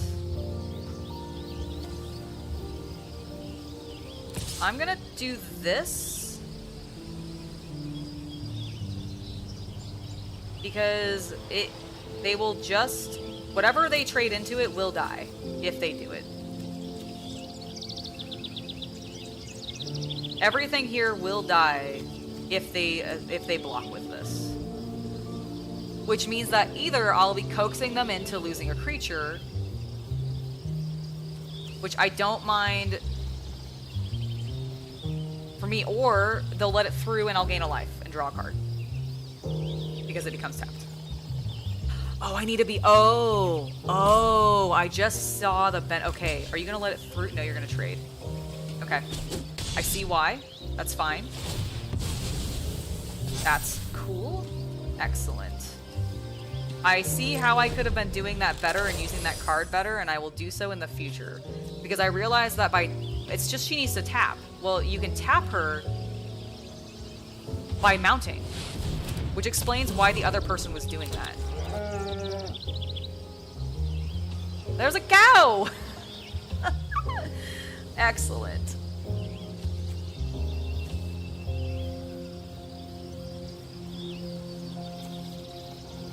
I would love some mana.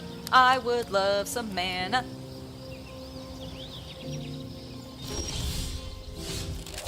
Oh, that sounds cool. That would be really cool. Oh my god, mana. Yes. All right, let's go ahead and get this out. We are going to saddle this with this. So this has trample now. And when this gets saddled, all right.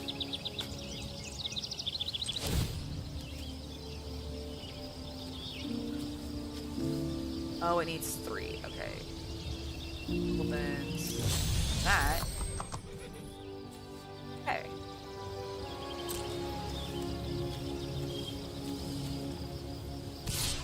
This has trample.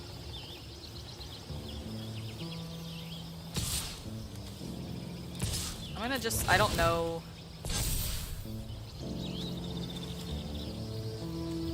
what's gonna happen here, but we'll see. This can't do anything. So this can block me and this can block me, and if they want to do that, that's fine.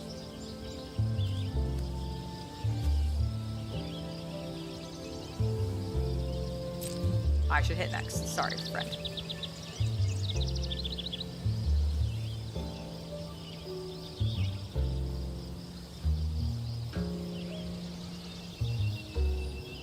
I don't think I did that well.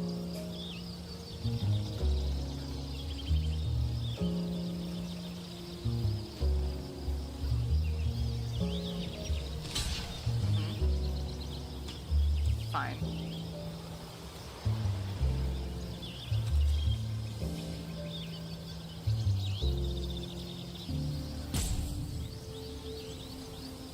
Because I don't do the creatures that are riding also go away? Or is it just the one that's being... Really, you're... Okay.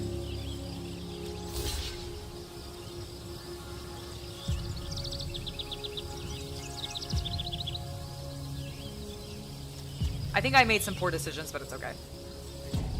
This is why we're playing, because we want to learn. Cool. Please just let it resolve. Good. Okay.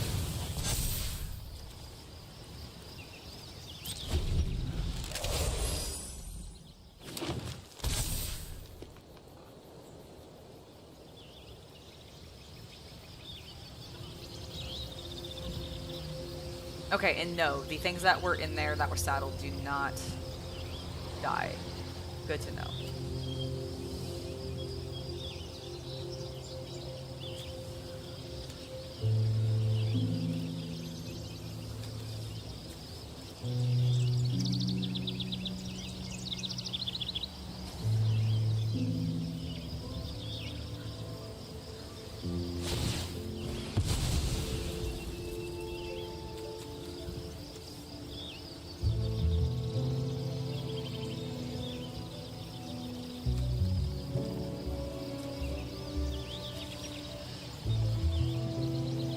Oh, yes, that may resolve.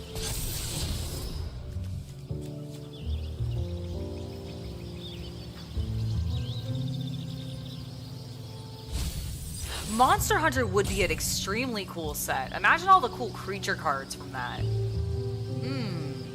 Man, if we go into like the RPG sort of realm, like honestly, I want more D&D cards. I really like the Baldur's Gate stuff. I would love to see them do sets focused on, because I don't see why they couldn't. What?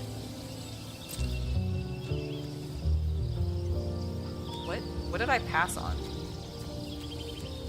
Nothing seemed to happen there.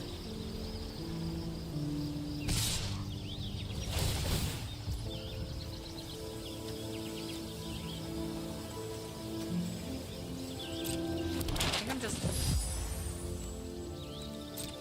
I don't quite get what's going on.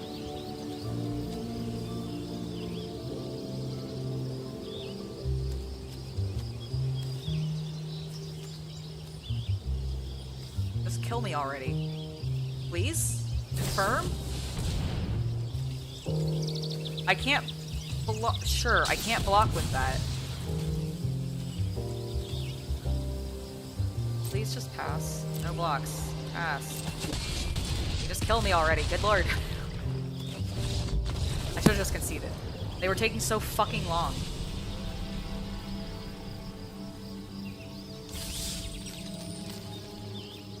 Alright, let's see. We have, you know what, I want to go, let's go one more, see if we can try, because I want to try to win with this. Like,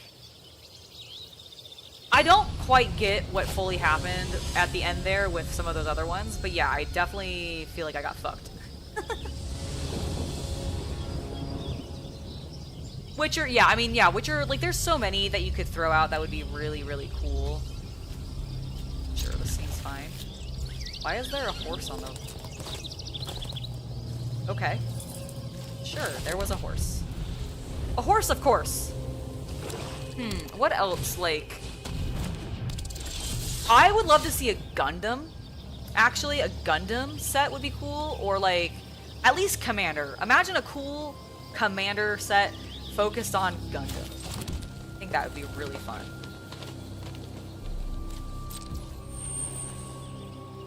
We're not gonna coup up a 1-1 Nezumi line breaker. Isn't Nezumi just mouse? Isn't that what that is?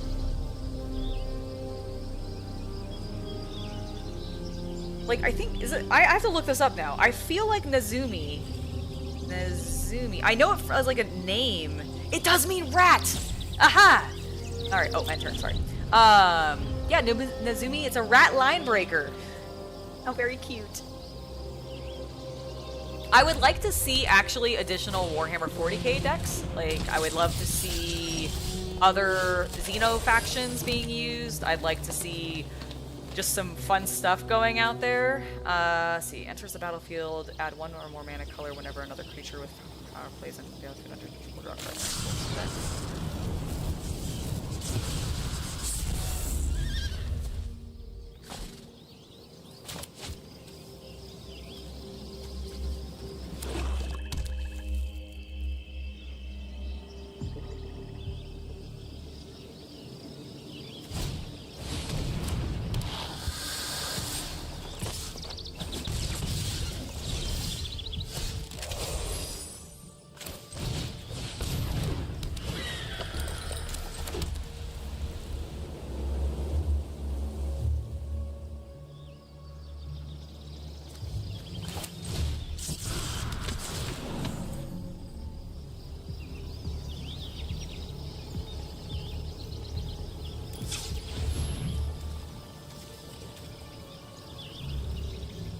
Flying life leak, and I can saddle it.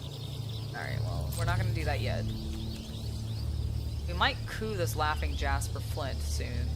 Creatures control, but don't own our mercenaries in addition to their other types. At the beginning of your upkeep, exile the top X cards your opponent's library, where X is the number of allies you control. Until the end of your turn, you may cast spells from among those cards and mana type. Well, my coup up doesn't exactly do much for that, actually. My lizard! Why did that go to my... What?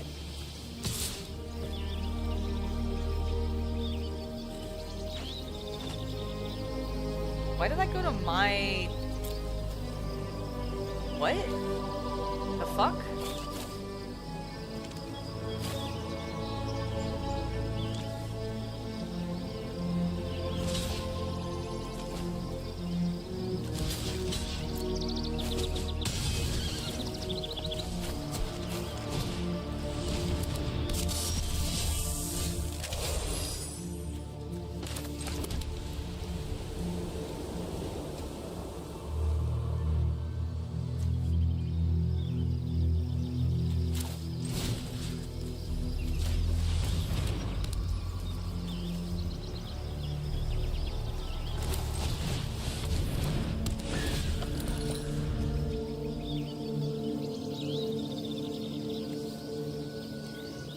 I don't want him to be able to block my flyers. I don't think I'm winning this, because this is aggressive. Also, is this... Wait a minute. Is this a tri-colored deck? Wait a minute, I thought... Am I... This is a quad color deck?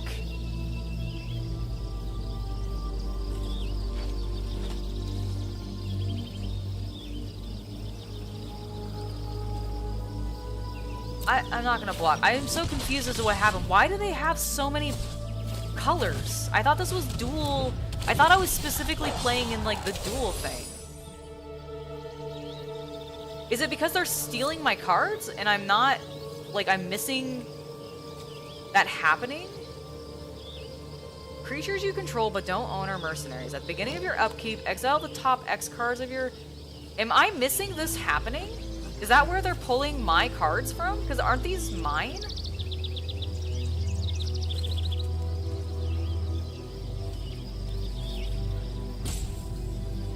I'm just gonna concede. I don't understand what was happening there.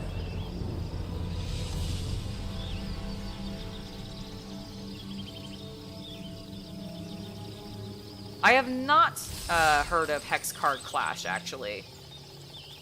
I'm gonna play another game because I'm so confused by what was happening in that last game. Like, was my top of my deck getting exiled without me realizing it was happening because I was like talking to you guys or something? Like, I feel like I didn't see that occurring, and yet they were either running a quad color deck or stealing my cards. Which I think is like one of the worst mechanics for me personally in this game. I hate that as a mechanic. Like, I already feel like I struggle with learning how to use my cards well enough when I don't need my opponent taking them from me. Oh my goodness. Alright, let's go ahead and get our unicorn out. Start getting some angels out. Gotta rush because I'm going off against another red deck. Frackin' aggro.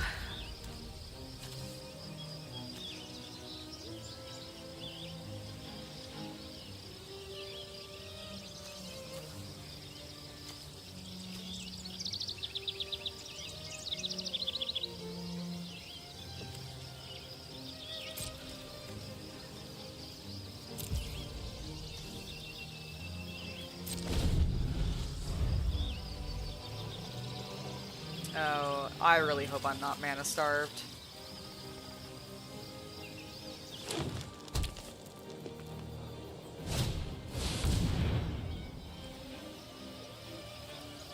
Touch your lever? Yeah, sure. What is it? I guess if I have something that maybe could, like... Sure.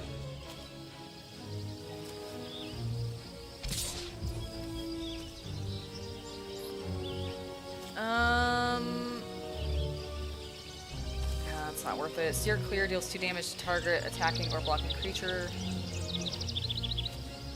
Steer clear does 3 damage to creature instead if you control a mount or you control a mount.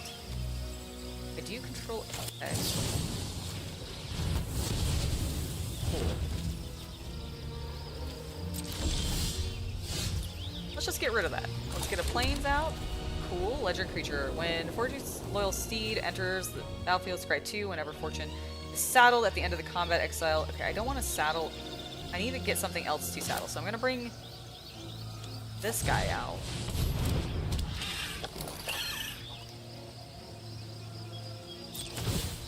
Alright, we're going to put a +1/+1 counter on him. We're going to mount.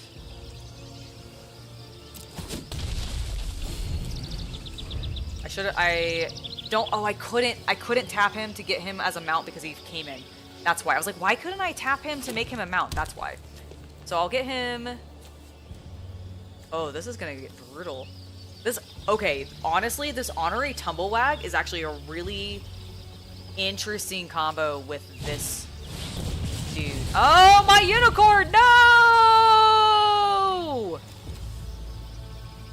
Damn it. God damn. Oh well. I feel like that always happens to me. I'm like, I'm gonna do this really cool thing, and then nothing happens. Alright, well, I'm still mana starved, so that's good. Go ahead and do this.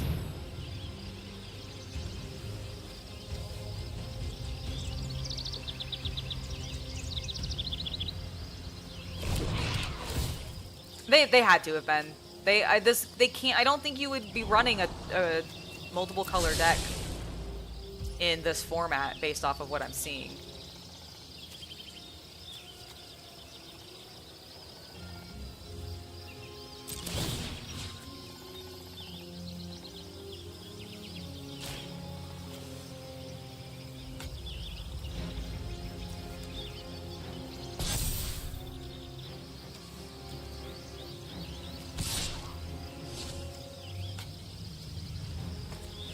Guess I'll attack with this. I would really love some mana. It sucks that I'm like, why do I keep... What is wrong with me that I keep either being mana flooded or mana starved? Like, what am I doing wrong? I feel like I'm cursed. That is what I feel like.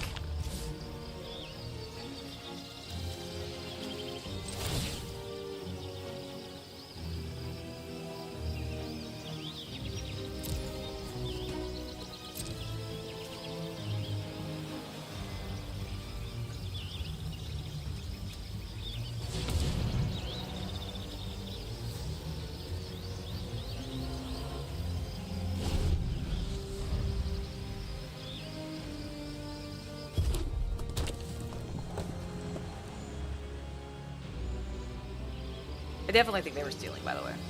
Like, not stealing. I think they were using their card's ability. I just don't think I was seeing it happen. Of course. Why do I get to keep my cards? I don't!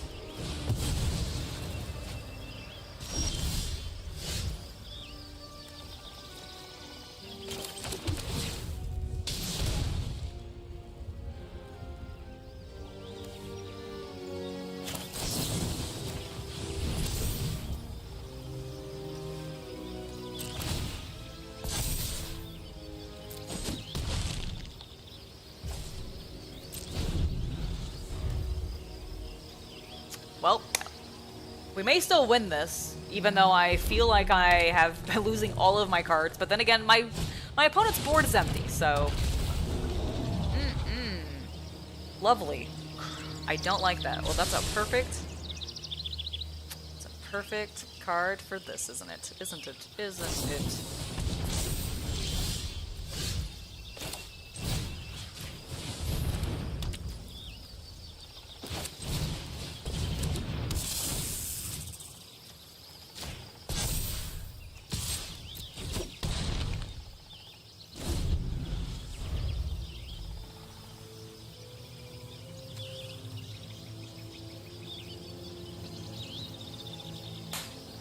Man, even his extra cost ability is worthless now.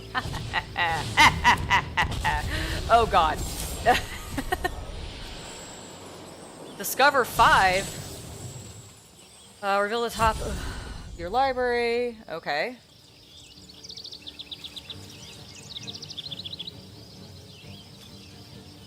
Wow, this has so much search, doesn't it? Alright, cool.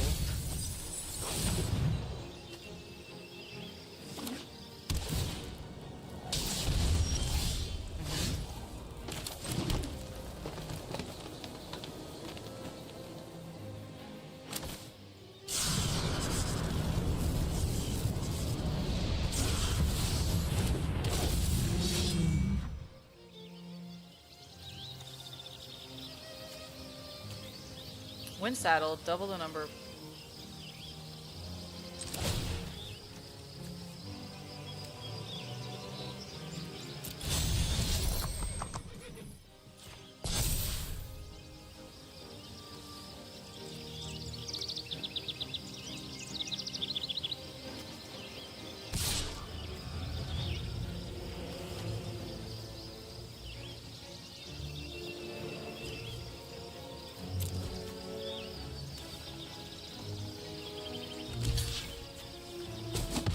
Cool, your thing just died because I had Death Touch, idiot. Okay, I don't know if he read that creature had Death Touch. That was a beautiful, absolutely beautiful sacrifice. Oh my god, maybe he didn't care because of the 12/12 coming out. Oh shit.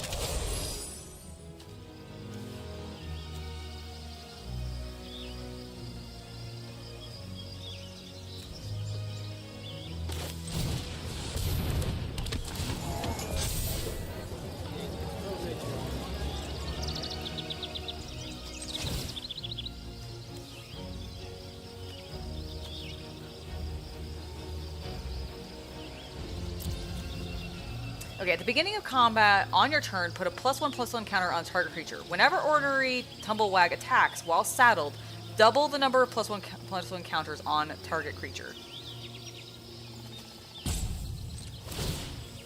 Okay, I am gonna saddle you. You have trample. That is... Okay, saddle you with this. Okay. Now...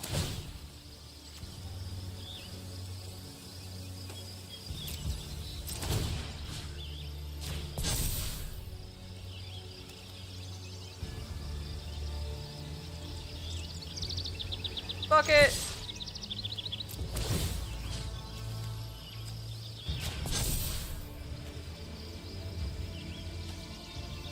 Like, you can definitely still do something, but some of it's gonna get through. Oh, or none of it, because I miscounted. Oh well.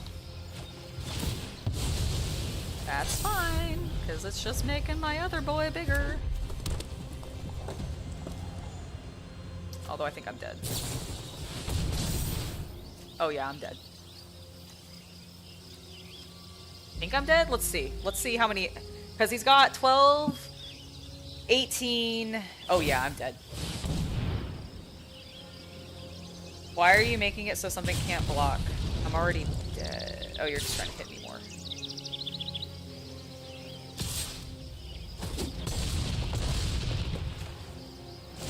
Wait, why did you not just attack me with this?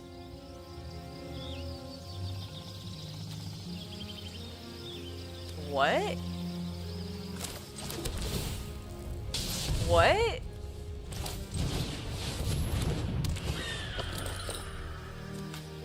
What? What? Okay. I'm sorry. I'm sorry. I have to go here for a second because I'm so confused as to what the hell. I feel like I just witnessed me playing this game against that opponent because they had lethal. If they had just attacked with their 4/5 instead of tapping the 4/5 to do 2 damage to me. I think they miscounted. I think my opponent miscounted because I'm pretty sure, I am like 90% sure that they had lethal. And then they gave it to me. For some reason. Donnie Dominic, or Donnie Dominic. I'm thinking of Dominic Mysterio, obviously. Donnie Demonic. Sir and or madam, if you were randomly happening to be watching this, if you happen to know this stream, I think you gave me the one accidentally, or the win accidentally there. That was very baffling. That was extremely baffling. I'm gonna go back over to the game because I had to make a point of like how just mind blown I was, because I do not understand what just happened there. Hey, we did in fact get some more rewards. That's cool. So what is the experience actually used for? Wild cards can be redeemed in your collection for cards of the same rarity. Deck builder contains browse packs. Contains 1 mythic wild card, 2 rare wild cards, and 3 uncommon wild cards. Unlock Revolt by collecting rewards. Okay. Excellent. So, mastery. What is mastery? I see. If I... Oh, they do in fact have a bloody battle pass. That makes sense. What the fuck is this? Receive this reward now by purchasing the master pass. 1 orb? What does the orb do, though? You don't tell me what the orb does. What does the orb do? Oh, I got more. Oh, I got another Thunder Junction pack. Well, guys, we gotta open this pack. They were supposed to be out of my inventory. That's cool. Flash! It's a flying cow! Holy cow, it's a flying cow. I gain 2 life and I scry 1. That's actually not bad. I do actually like the flying cow. I pulled some of those in IRL. Ooh, what do we get here? The Hellspur Possibus. Other outlaws you control have haste. Ooh. Ooh. Anything that gives haste is pretty darn good. Anything that gives haste is gosh darn good. Now, how much time do we have? We have like 10 minutes. We're gonna do one more game. We're gonna do one more game, and then I think we'll probably call it, because we'll have been streaming for about 4 hours, which is double what I normally do, and I am trying to, much like Chaos Cultist was saying earlier, I do want to be playing more and streaming longer. I really enjoyed this. I know that I got a little quiet at the very beginning, and I do apologize for that. I just got really into, I was like I was trying to figure out what the heck I was doing. Starter deck duels. Let's keep, I want to try this white-green, because I really want to try getting that legendary creature lady out, whose name I have forgotten, along with the unicorn, and not have it maybe immediately destroyed by my opponent. Yes! I want the Seraphic Steed, and I want to put it with, like, something cool. So I can get angels. I want angels, I want them. I'll keep this, actually. I think my opponent's going first. Little Joker. Every time I see the name Little in front of a username, I think of Little J, which is Jesse Cox's Lullafell character in Final Fantasy XIV, which is just adorable. Wait. Did my opponent not play a card? Not even a mana? Do you not have a mana, sir? You know you must play mana to play other cards, correct? Uh-huh. Alrighty. Cool. I can do that too. And then pass a turn. I definitely went second, correct? Like, I feel like I'm losing my mind while playing this, is what I feel like. The Phantom. It goes well. I am starting to grok my cards a little bit better. I have definitely made some major errors. Please don't destroy my unicorn. Also, red decks are very angry at my cards, and they just kept destroying them rudely. Rudely. Yeah, red does do that. It's quite. Oh, was I too yellow? I was a little jaundiced. Yeah, but no, it's going well. I'm playing against a Little Joker. Okay, my last game that I played, I don't know if you were watching, but okay, the last game that I got out of, the person had lethal. Yes, and it was just I was like, what is happening here?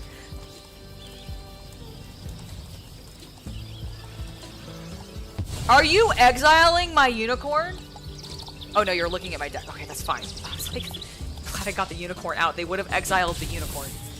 What did they take? My throw from the saddle. Oh, sorcery. Cool. Okay, that's fine. They have seen this one, and for the transgressions, they will be punished.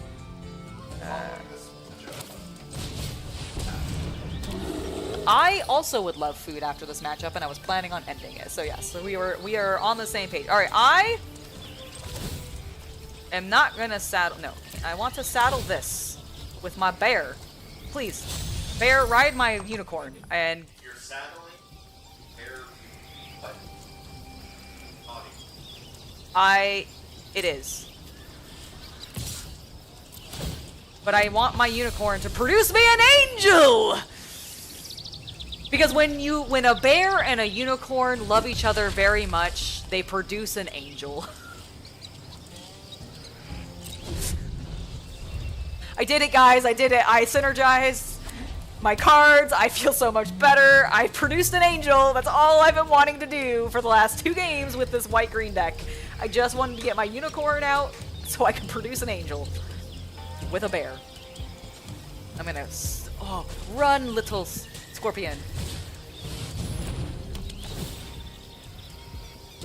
Ah, yes. Which target creature are you going to exile? Please don't pick my unicorn. My cat is extremely hungry. Bear, ride my unicorn. The new kink unlocked. Exactly. Exactly. He is so upset. You didn't exile my unicorn? You exiled the bear? Okay. Who's attacking me? I will block and kill this then? Cool, thank you. Wonderful. I will now play a basic land, and then I shall bring out a giant beaver! And then I will saddle the unicorn with a giant beaver and produce another angel. Well, after I attack with my unicorn and my angel. Here we go. Another angel. Steer clear, deals 2 damage to target blocking creature. Is there any blocking? Ew. Well, then we will not use that. It gives me that option every time. Okay, interesting. Good to know. There's some button. Oh, this one I see. Press. No, that says pass turn. Oh, I see. But when it's like, I get you. Okay, I understand. When it's actually playing the animation, it will speed it up. I gotcha. Makes sense. Oh, they didn't attack. Interesting. Basic land. I'll play. What is the point of doing this at another time? Okay, actually, with Chaos Cultist here, this is a mechanic that I don't quite grok my head around. So plot allows me to basically. Oh, here. Yep, there you go.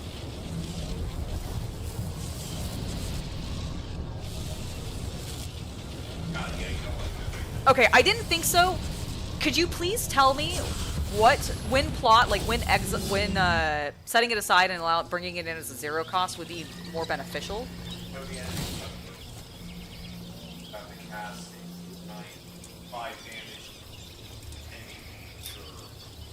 Got it. Okay. For example, if we're running a tiny yes. blockers have that big yes. I think like Chandra has fire. Mm-hmm. But you can explode, exile them, let her explode them. Got it. Situation. Yes, that makes sense. Alright, are you gonna end up blocking anything? If you do, I'm going to destroy it.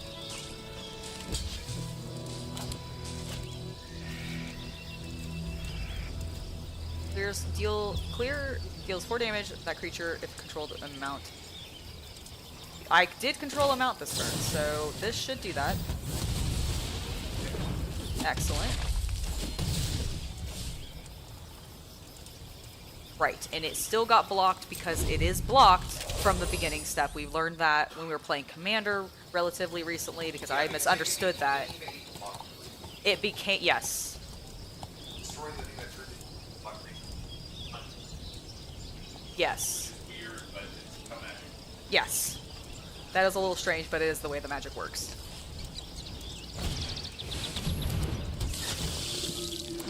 I have so many angels, and they're trying to stop me with these wee bats, but my angels are bigger and better and badder. Here we go. I will kill that. Please give me my card back. Thank you! When it enters the battlefield, you may add another... Okay, I like that. Let's go ahead and do that. Bring it in. Holy moly. I'm gonna get a white. Target creature controls +1/+1 until end of turn. Put +1/+1 counter on it.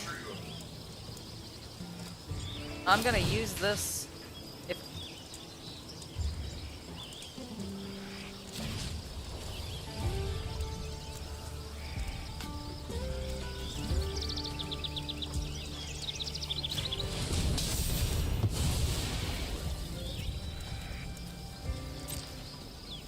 oh, actually, oh, well. Yeah, we'll just all attack. It's fine. I accidentally did that wrong. I could have gotten another angel. I'm actually gonna leave myself some blockers. It doesn't matter. It really doesn't matter. I have so lethal. I have lethal just with the angels. Because they can't block any of my flyers. Why did I even bother? I don't know. I just wanted to leave myself open in case, I guess. Excellent. We did it! We played some magic. We actually started winning because I started slowing down and realizing what the hell I was doing. Claim. Claim. Yes, I do. I get rewards when I play.